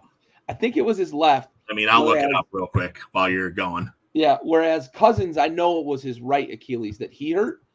So there's a difference with a quarterback as well between it being your plant leg and being your front. Sure, leg. That's a good point. So it could be a little bit of that. It was his left. Yeah. So it could be a little bit of that as well, where it's not necessarily when he's dropping but back. He's right-handed, so the left would be the plant foot. Well, the plant when you're throwing, but when you're dropping back. When you're dropping back, yeah. Right, and you're driving off that leg to make. I thought Cousins had problems with both, though. Oh yeah, I'm not letting Cousins off the hook in terms of how uncomfortable he looked. Rodgers, I'm not even putting him on the hook. I don't want to. I feel bad for the dude. Right. That's the thing, right? Are we going to see this throughout the season? My dad asked the question.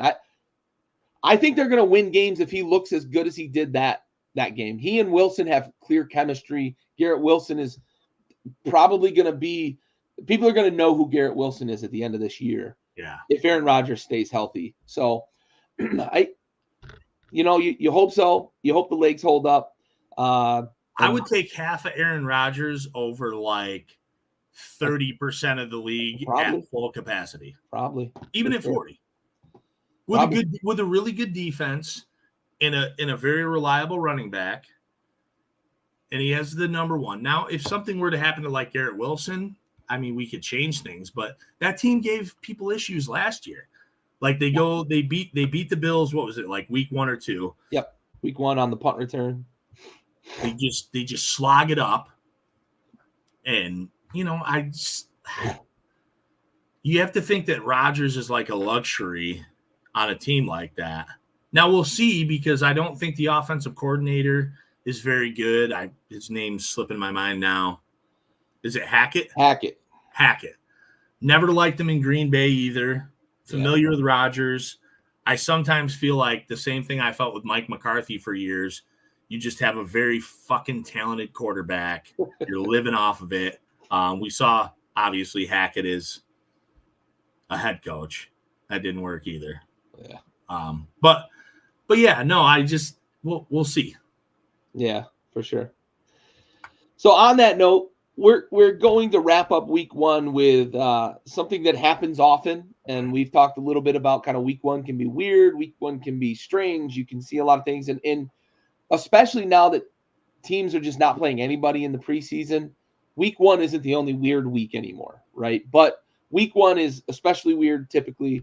So we're going to do a little piece here called Week 1 Overreactions. We've got a few topics we want to discuss, and we'll come right out the gate with Kirk Cousins, and we've alluded to it a little bit.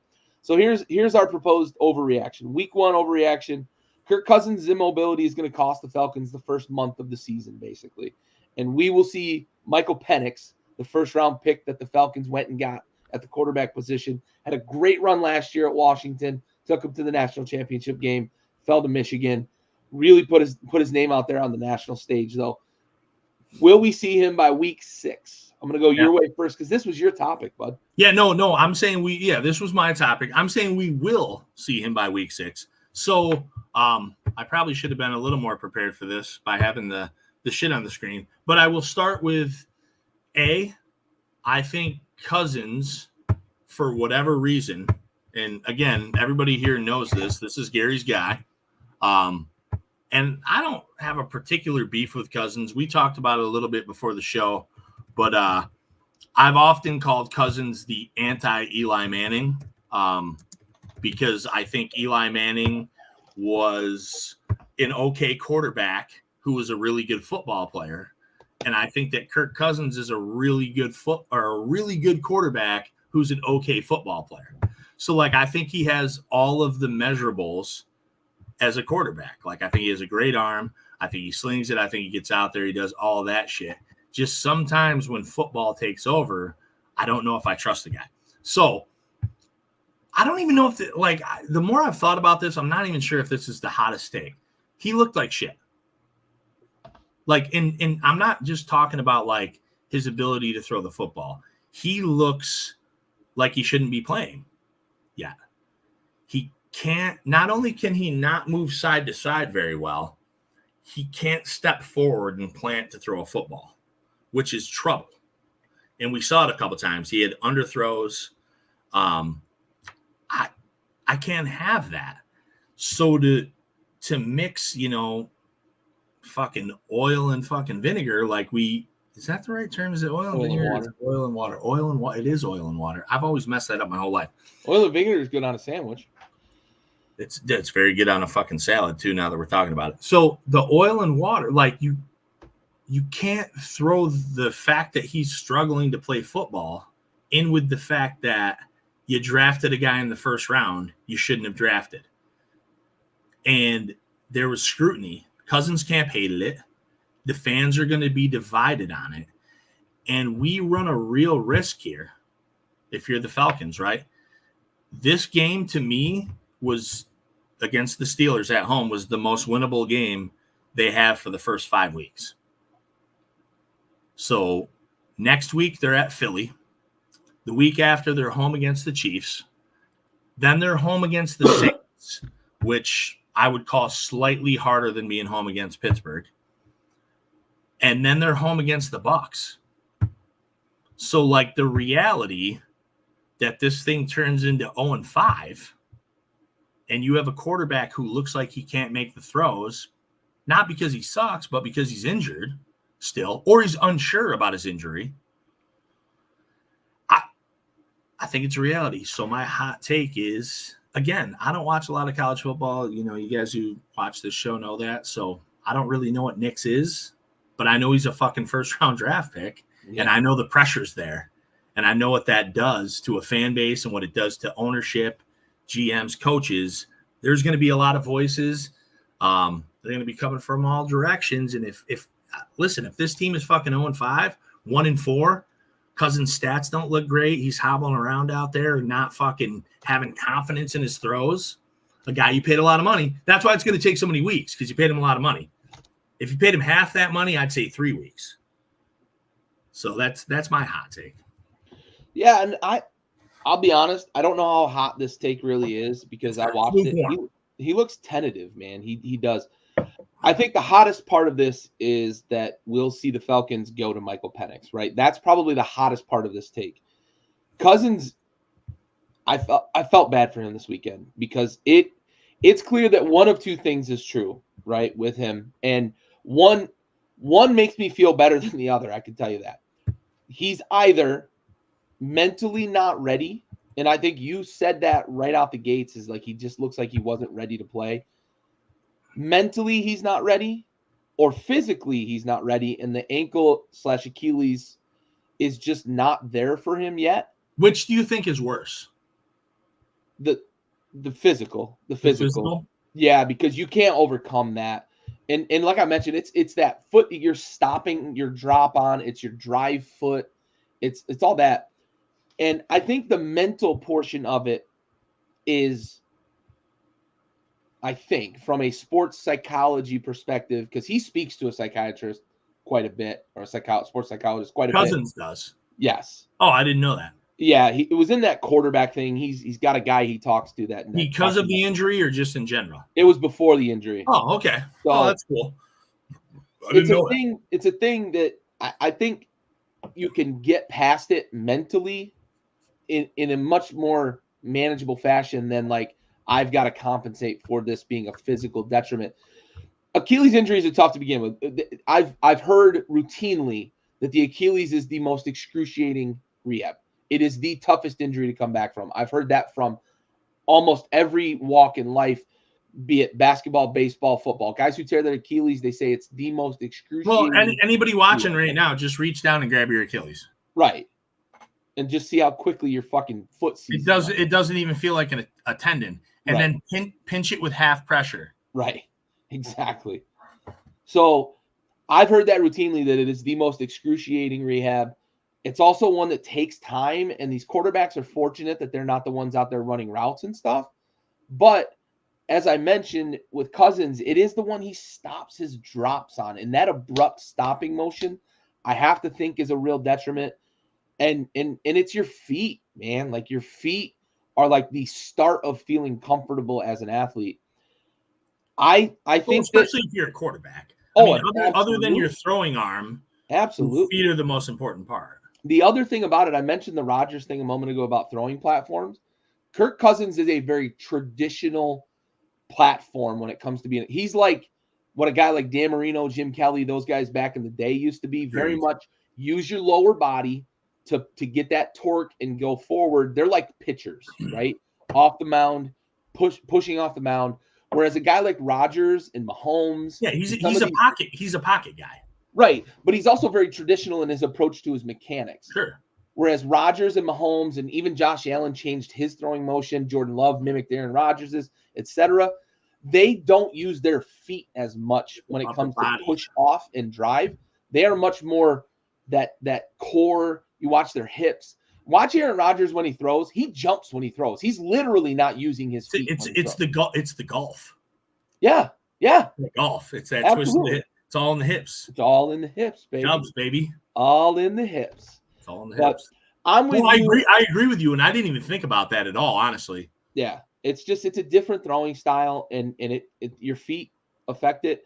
So I say all that to say I agree with you that Cousins is going to cost them the first month of the season. It's a tough schedule. I don't know if the Falcons are going to be willing to pull the trigger and put Penix in. So I agree with you 50% on this. I think. No, you disagree. You disagree. I disagree with your take. You disagree. You have to be agree or disagree. And I disagree with your take. Fine. I think Cousins is going to cost them games, though, but I don't think they're going to go to Penix. Okay. I think they're all in for 2024 with Cousins, and they'll cut bait after the season if they. That's great. I'm just not letting you 50-50 this. You got to be.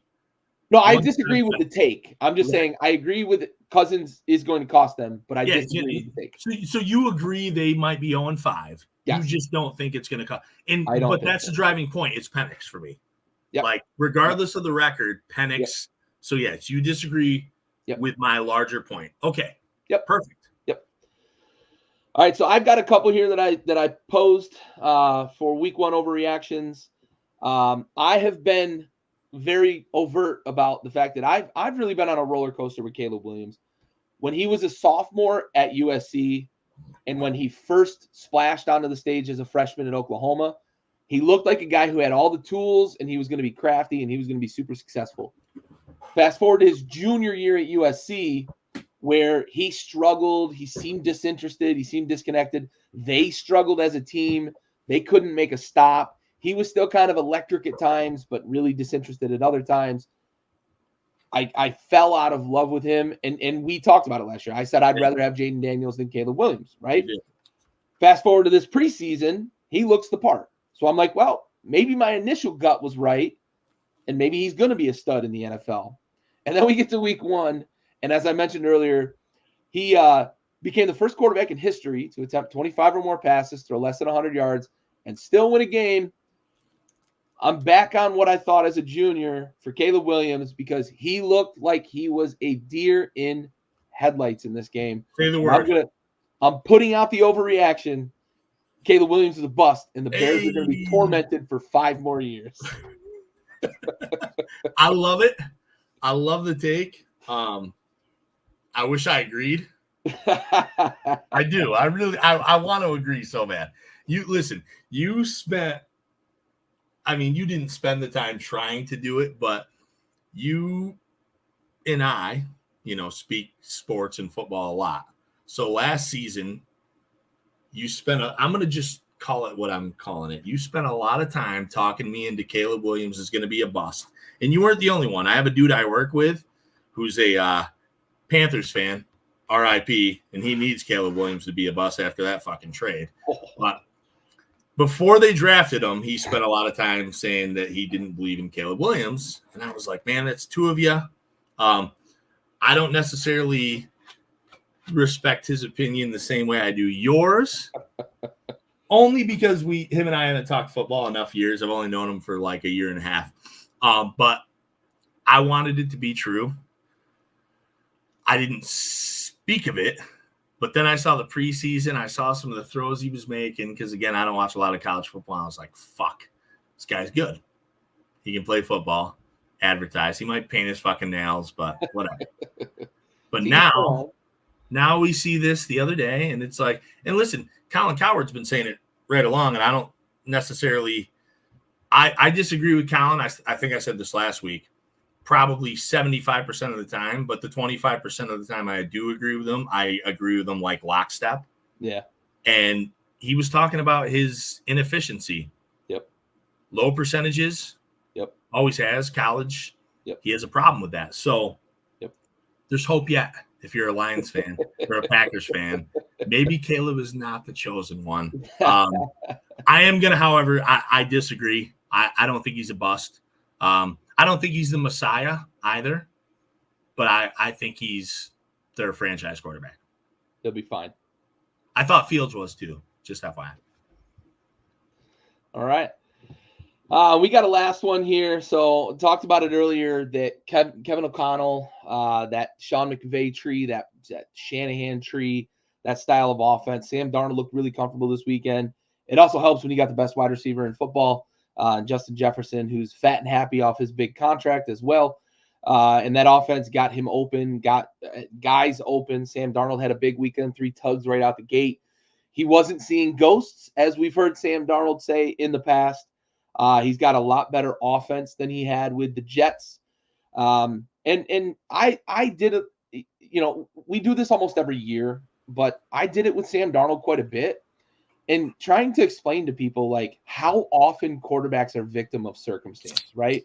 You just mentioned Fields a moment ago. He was a victim of circumstance in Chicago. We mentioned Harrington and Carr earlier too. Harrington and Carr, and like talk it up. There's so many guys that like over the years you're like, man, if he'd have just gone to a better situation, I think he could have been successful. I think Sam Darnold was that guy in New York. I didn't think he'd ever get a shot to be the guy again.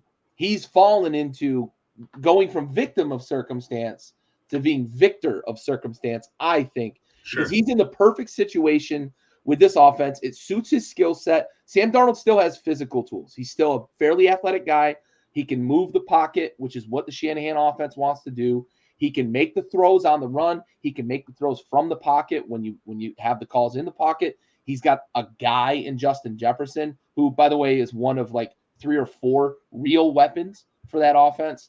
They ran the ball decently. Now, it was against the Giants. So I'm gonna add that to the level of overreaction that this is. I know it's the Giants and they're terrible, but we do expect the Giants defense to be okay this year. It's the offense that I think is going to struggle the most. Sam Darnold, on the back of a season where I think he's going to be in an offense that flourishes, maybe doesn't win a ton of games and get into the playoffs, but I think they're going to be productive offensively.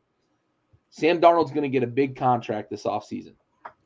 So he's got, obviously, Jefferson, you wet your pants mentioning him, right? The diaper's full if you're Donald Trump.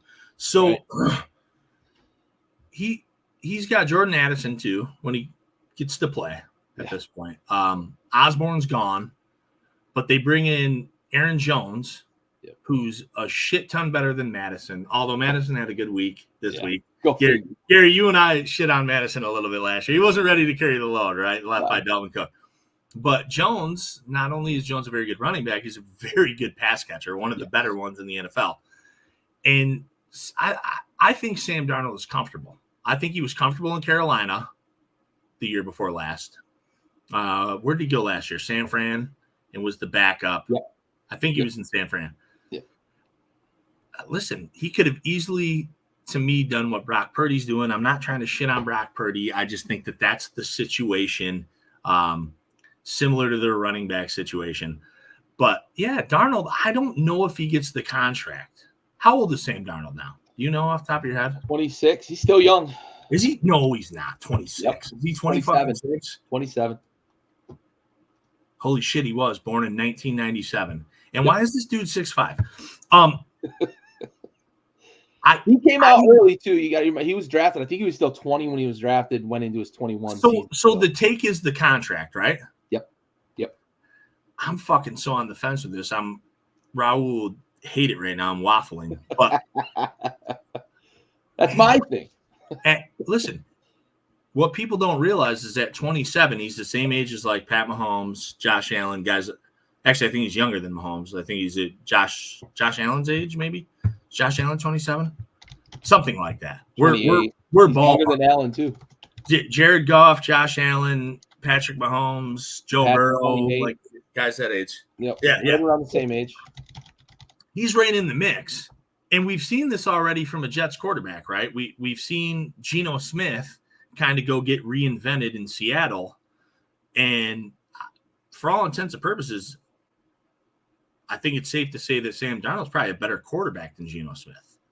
I feel like I think from a physical skill set, I think you're right. I think you'd be right. So what it breaks down to me, as far as the actual question goes, is who's in the market next year? Probably not Minnesota, right? Because they drafted McCarthy. He's not getting paid in Minnesota, so it's not going to be them. So I'll give you 3 teams. Give me 3. Do you have 3? You do have 3. You loaded up. Yeah, I've got the Rams. If Stafford retires, I don't think he retires. He might not. If he does, though, he fits that offense. The Jets. Okay. Rodgers might be done. That's valid, though. Rodgers is at least 40. I think Stafford's still 38. Yep. And then Carolina might be in the quarterback market. They might want to bring him back. Okay. Okay. I'll accept all. I'm not going to accept the Rams. I don't like that. I think Stafford still has 2 more years after that. And that's fair. That's fair. I'm speculating that if Stafford retires, I think he'd be a good fit in that. So when we thought Stafford was done with the shoulder neck thing, yeah, all of a sudden last year it just stopped existing. Yeah. And he was fine. Yeah. Like nothing was worse for the wear. Right. I don't think Stafford would retire before he's done physically. Rodgers, though, I think I like the Jets thing. Yeah. I'm gonna disagree, though. We can see the Giants in the market too. It's mostly because I don't think the market's there. That's fair. I don't know if it's there. So I'm not shitting on Sam Darnold. I think Sam Darnold is going to have a good year. And I think he's going to kind of bring himself back into the light. And they're going to be like, oh, this guy's only going to be 28 next year. However, I don't think he's getting a big deal. Okay. All right. Fair enough. Because of the market, though. It's only because of the market, Gary. I think it's a good question. Sure. All right. Well, before we get into week 2, let's take a quick little sidebar here and get to what we like to call our Folds of Honor Salute to Service, where we honor a fallen service member for each of the Blitz episodes here.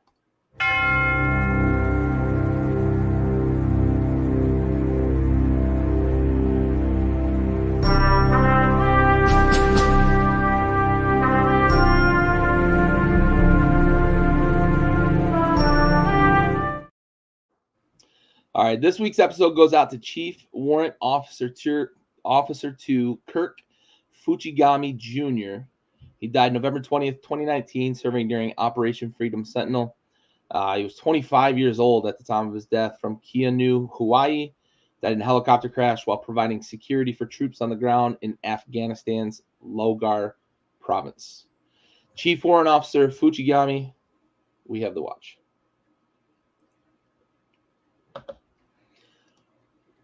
I had to practice that name a couple times before the episode, so that was. You still almost got it sketchy. Yeah. It's a tough one. Yep, for sure. All right, well let's transition here into week 2, and we start right out the gate. Thursday night, we've got a big divisional game. We've seen an expansion of these good primetime games on Thursday nights since we've gotten more of these games, more primetime games. We've gotten some Fridays in, we've gotten some Saturdays in. So we're starting to get better quality games. And we get Buffalo and Miami. Andy, you're on the island here with Miami. Yeah. I'll say one thing. I thought about the weather, right? Because September in South Florida, but it is a night game, so it might not be as big an issue. I'm curious to hear your take on kind of why you've got Miami here winning. I just had them splitting. Okay. We're going back to last week. Remember, Raul was getting so aggravated with me. Yeah, right. No, I just had him splitting the. You got home and home. I just had him splitting. Listen, I have Miami winning 10 games this year. I have Buffalo winning 9 games. I assume I said this last week. I got the Bills winning in Buffalo. I got the Dolphins winning in Miami. That's really it. Yeah. Nothing like there's no like brain power that goes into that pick. That's fair. That's fair. Bills fans are going to be like, goddamn right, there's not. Sorry. Yeah. So 2 big things for me. Miami's defense struggled with Jacksonville last week, and I think that Buffalo's offense is like head and shoulders better than Jacksonville's offense. If Travis Etienne, fucking RIP my fantasy team, if he hadn't fumbled that, I win that matchup. I got him in the league too. But if he doesn't fumble that ball, that game is probably out of reach for Miami, and we're not talking about Miami winning a week 1 game that they probably shouldn't have. And I lost by 6 in a league where I started him, and Montgomery outscored him by 6. Oh, that's tough. That's tough. And I just think Buffalo's offense is demonstrably better than Miami. The other thing about this for me is, wait, you think their offense is better? Better than Jacksonville. I'm sorry, better than Jacksonville's offense. I was like, holy shit! You think Buffalo's offense is better than Miami's? Sorry. Buffalo's offense is better than Jacksonville's, and Miami's defense struggled with Jacksonville last week. Yeah, sorry, I misspoke. Okay, I was like, "Whoa, that's fucking hot." We're the Earth's back on its axis. That piece of shit. Earth's back on its axis. The second thing for me in this game and why I picked Buffalo is both Achane and Mostert are on the injury report right now, and those are 2 running backs that have historically. I know Achane was a rookie last year, but he missed time twice last year. Mostert's missed a lot of time throughout his career. Absolutely. If those guys aren't in the game, that makes a big difference. One name to watch out for, Jalen Wright, a guy they spent a 4th-round pick on, who's another fucking 200-meter star. He could burst onto the stage possibly, but they inactivated him last week, so I don't know how much confidence they have in him. There could be a little turmoil in that backfield. I think this is going to be a fucking shootout, though. So if you've got Amazon Prime, you better tune in Thursday night, because I think we could see 60 points in this game. I think. Well, that's what I was going to ask you though too, is because their 3rd string running back is Jeff Wilson Jr. We saw him. Yeah, that was San Fran.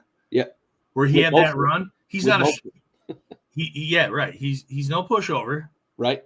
And I think in the right offense, which Miami probably is. Again, to me, home team. That was it. Yep. No, I think we're going to get a lot of points in this game though. I could see a 34-31 type game. Okay. I didn't think about it. I'll piggyback. Yeah, like a 35-30 seems pretty feasible. Yeah. Because I think Buffalo's secondary is really going to struggle with Miami, but I think Miami's defense is going to struggle with Buffalo. And that's the thing I have to see is like that defense struggled with Arizona, and maybe I'm not propping Arizona the same way because Kyler's back. Maybe they're much fucking better than they were last year. But yeah, the defense was better in the second half too, though. It was. And listen, and Buffalo has Miami's number. They beat them twice last year. Yeah. That second game, Miami should have won. They should have closed the door, and they didn't. So that's on them. We'll see, man. I mean, Ferraris racing fucking Ford Focuses always win. When you put a Ferrari against something that's like a fucking Lamborghini, you get a little closer. And that's what they did all year last year is they could beat up anybody that sucked. Yep. They Jake Paul'd the shit out of 50-year-olds. And when they fought an actual boxer, they lost. Yep. For sure. All right. Moving into the weekend, we've got Baltimore against the Raiders. We are all in lockstep with Baltimore. I don't love what I saw from Baltimore's offense. I just don't think the Vegas Raiders. Yeah, but good night. The Raiders were terrible. Yeah, they're not going to be able to score. They're going to continue to be terrible. Baltimore's going to score 40 in this game. 40. Confident. Ooh. I like that for my fantasy teams. I have Lamar in one league and Derrick Henry in another. Yeah, this is like a 40-14 game, maybe. I don't even think it's 14. I think it's like 40-9. It's going to look like the Lions Baltimore game last year. Yeah, for sure. In Baltimore? In Baltimore. Yeah. Yep. In Baltimore.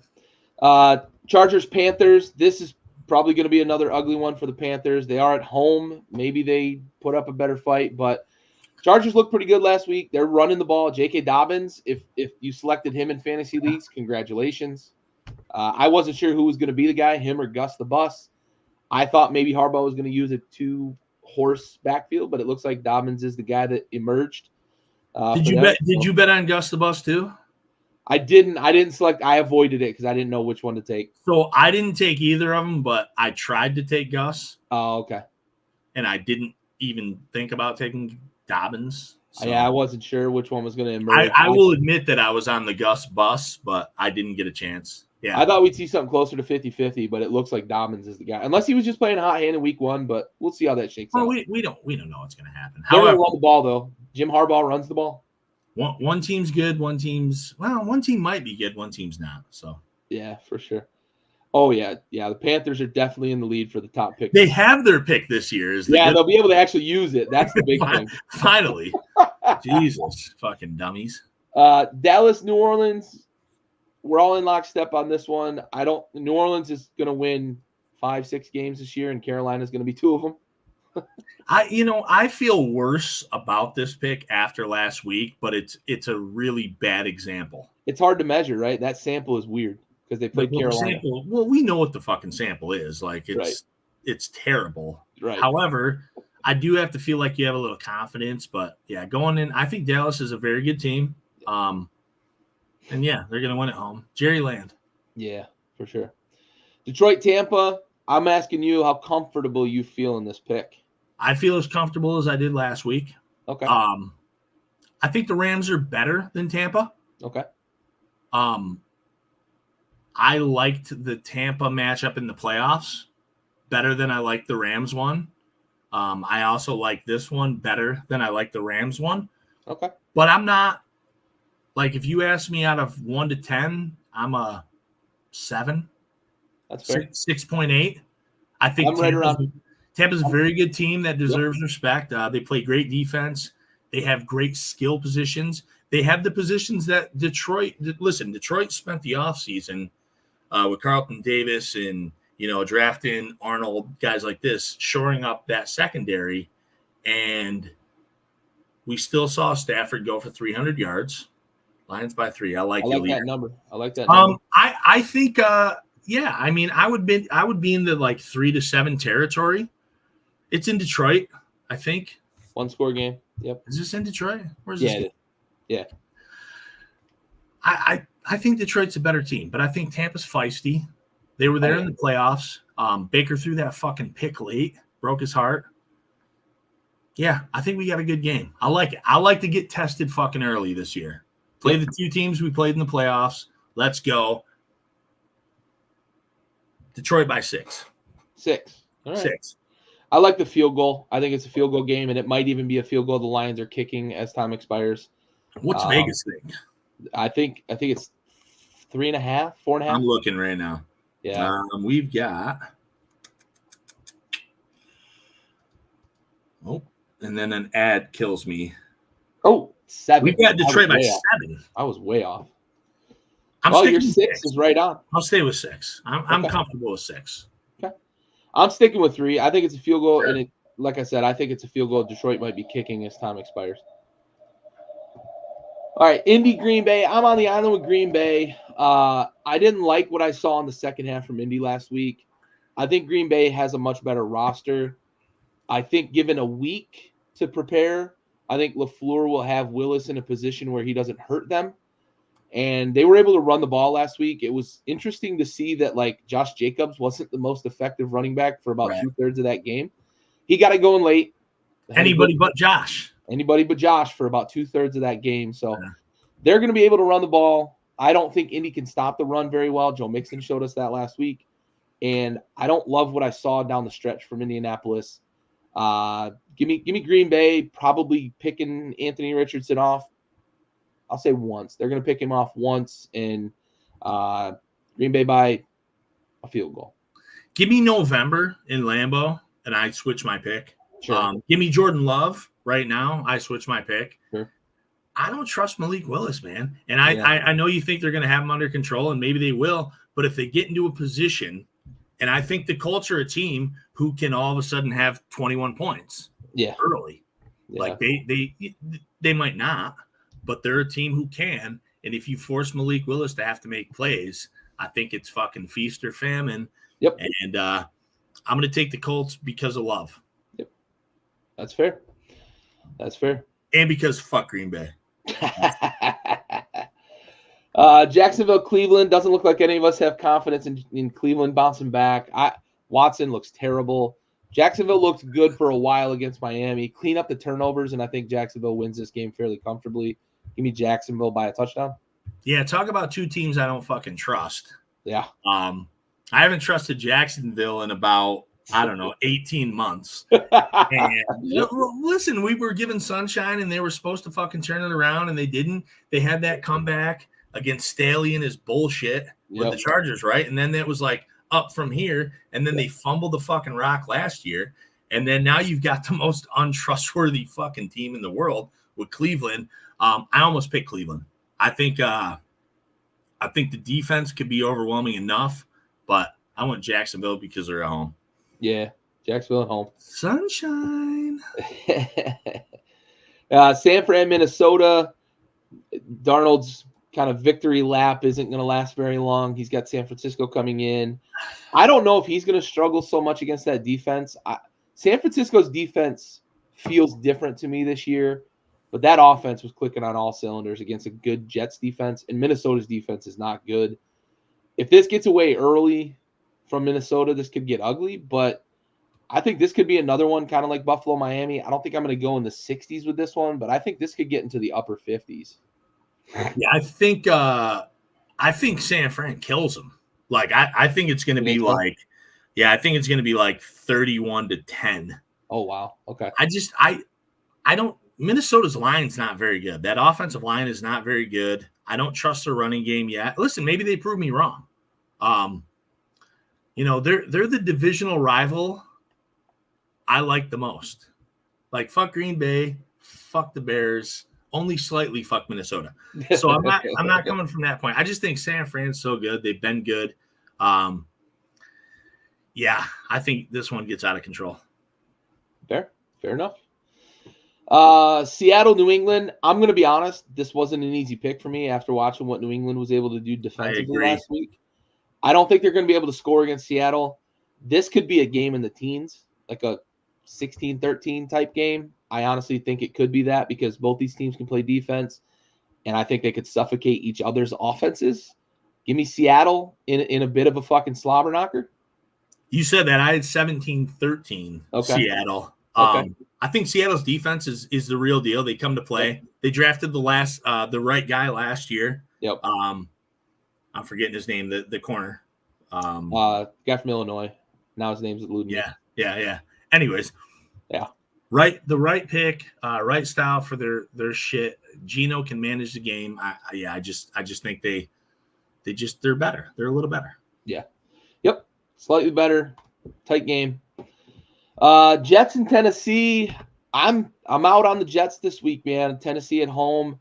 I think they're going to spend the whole week. You did pick Tennessee. I did. I think they're going to spend the whole week telling Will Levis not to fucking throw to the other team. The one big thing for me that swayed me on this, and this is actually a game I had the other way when I was doing my win total calculation and who division winner, yada yada. Oh, right.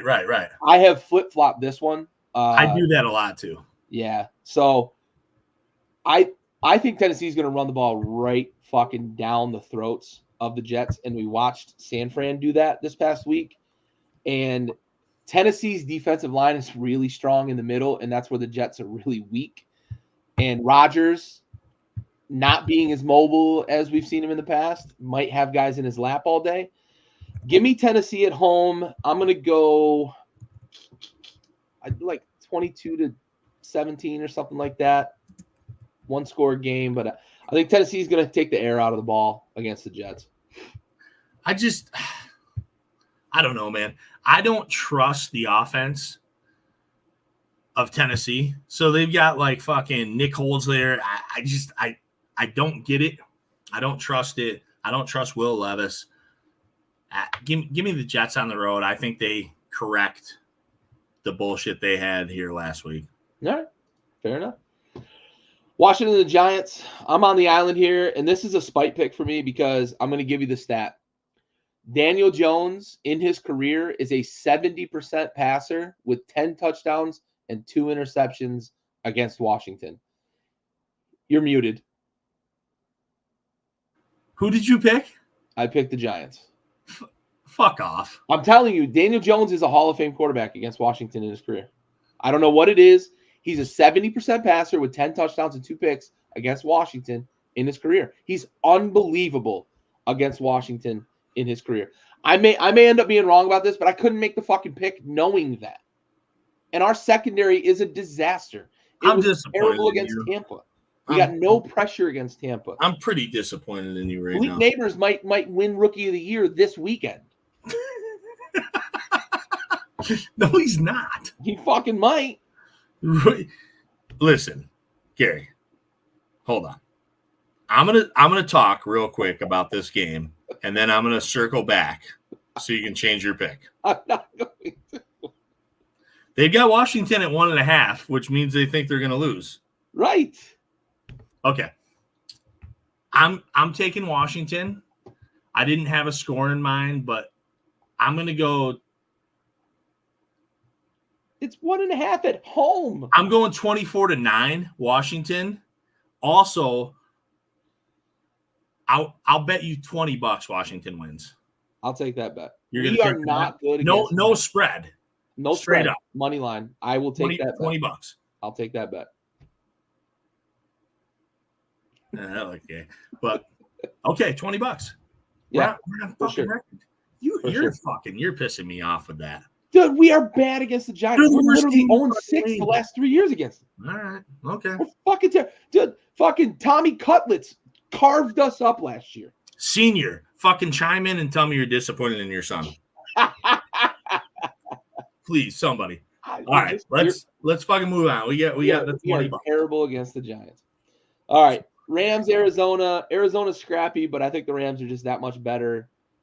Yeah. Okay. Close casket. Yep, for sure. Pittsburgh, Denver. This is much more about Denver for me than it is about Pittsburgh. I think Pittsburgh's going to win a ton of ugly games this year. Fields, they're saying, is probably going to start again because Russ is calf. It's probably going to be another ugly one. Pittsburgh's probably going to win. I'm at 11-8. So I have Pittsburgh, and I actually think it's much more about Pittsburgh than Denver. Okay. Taking the bet. He's hoping. I am hoping to lose the bet. Senior, what are you hoping? You let us know what you're hoping. I want to know what you're fucking hoping. I hope he loses too. So I'm taking Pittsburgh at the opposite end because I think it's much more about Pittsburgh. Okay. Even though I'm not opposed to you thinking it's about Denver because they're trash bags. But I think Pittsburgh, same thing you were thinking. Gritty team. Give me like 17-9, some dumb bullshit.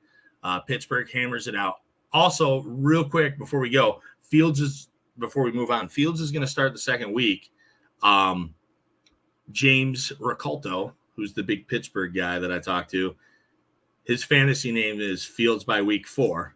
He's obviously gotten his Christmas wish a little early. Do you think like if they end up like 3-0 with Fields, do you think Wilson gets the job back? No, right? It's probably not going to happen. Even though Fields wasn't great.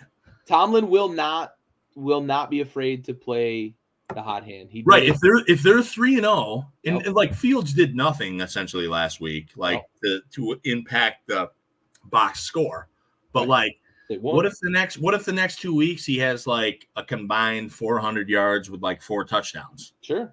And they win 2 games. Or maybe they win 1. Maybe they're 2-1 and Russ is healthy for week 4. I think it might be Fields' job, man. It might be. My dad's got the Commanders winning on a last-second field goal. Tell me you're disappointed in him. That's all I want to hear. Senior's too nice. I'll get in that ass. Yeah, I'm with you. I don't think Russ gets the job back if they're winning. We saw it with Pickett. He's not afraid to go against the grain with assets invested. Pickett was a first-round pick. wasn't afraid to bench him. Wasn't afraid to tear his ass up in public when he wouldn't fucking suit up, that sort of thing. Tomlin is a guy. He's got that sweat equity, bro. He's got a Super Bowl. He's been the guy that he's the longest tenured coach in the league. Like, he's never seen him smile. Never seen him smile. Looks like he's still fucking 28 years old. Like, dude, where the fuck is Pickett? Philly, backup. He went to Philly. Yeah, he ended up in Philly. Okay. Yep. But yeah, I'm with you. I don't think they go away from Fields if they're winning. If they lose this week and Russ is healthy in week 3, we might see Russ in week 3. But sure, circumstance will dictate for sure. I don't think they're going to lose to Denver though. All right, KC, Cincy. If this game was in week 6, I might be a little more inclined to pick for Cincy, but we know that Cincy says, wake me up when September ends. Yes. When it comes to the football season. And Kansas City looked pretty good last week. Yeah, they say wake me up when fucking October ends. And, they're like post trick or treat, getting ready for Thanksgiving type team. We've seen it. I don't think they can do it this year. I was telling my buddy at work earlier, like, I don't know if they can afford to play that game anymore because Baltimore is so accomplished. Pittsburgh and Cleveland are both like on the verge of like, hey, we can probably win 10 fucking games. Yeah. So if the Bengals fuck around too much, they might find out. Yep. Yeah. Now I'm with you. KC looked good. We're in Arrowhead. Fuck it. Yep, for sure. Chicago, Houston, battle of a couple of young quarterbacks. We saw Caleb look pretty bad in week 1. Maybe he can rebound. Houston's defense isn't exactly the 85 Bears. But CJ Stroud, he's going to have a challenge against this Bears defense. That's a real defense, and it's going to keep the Bears in games. And hopefully, if you're a Bears fan, you hope that they're going to keep you in games long enough for Caleb to start to figure it out, and then things start to click, and you become that dark horse that everybody's been saying they're going to be this year. Right. But not this week, not against Houston. I just think at home, especially. Plus, I think I'm going to have to eat that crow about thinking Houston was going to take a step back this year. I did too a little bit, but you know what I thought Houston did really well against Cleveland in the playoffs with Flacco is they made you say, D'Amico's there. Maybe our defense isn't what I want it to be, but we can force you to play fast-paced offense with our offense. Yep. And Flacco fucked up doing it. Yep. So we could see that. Like if they get out there and they kind of try to boat race you and they force you into making some quick decisions, I can see it. Maybe not getting out of hand. I think it might be an okay game, but yeah, I've got Houston. Yeah. Could snowball on the young guy maybe. Yeah, absolutely.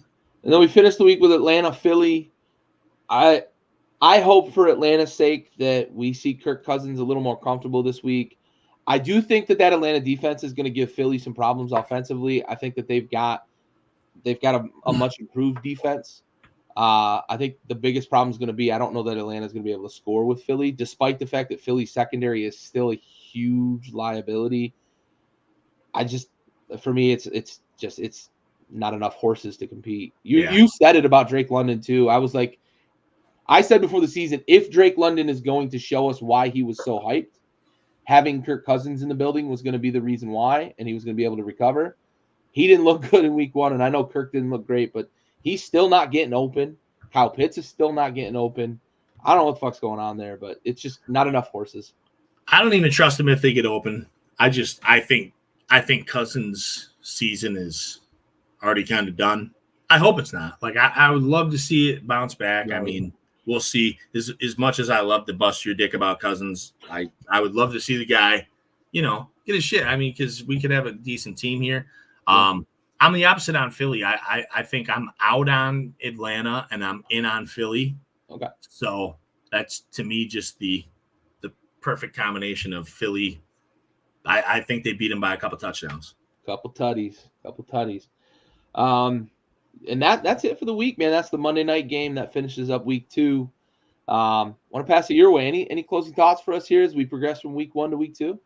Yeah, man. Like I would love to see a really good quarterback week. We had a down quarterback week. There was a few, like the Baker Mayfields. Matt Stafford had a good game. Lamar Jackson had a pretty good game. These guys, Josh Allen, really good game. we had an abnormally weird low quarterback week, right? Yeah. There was so many quarterbacks who were like bottom.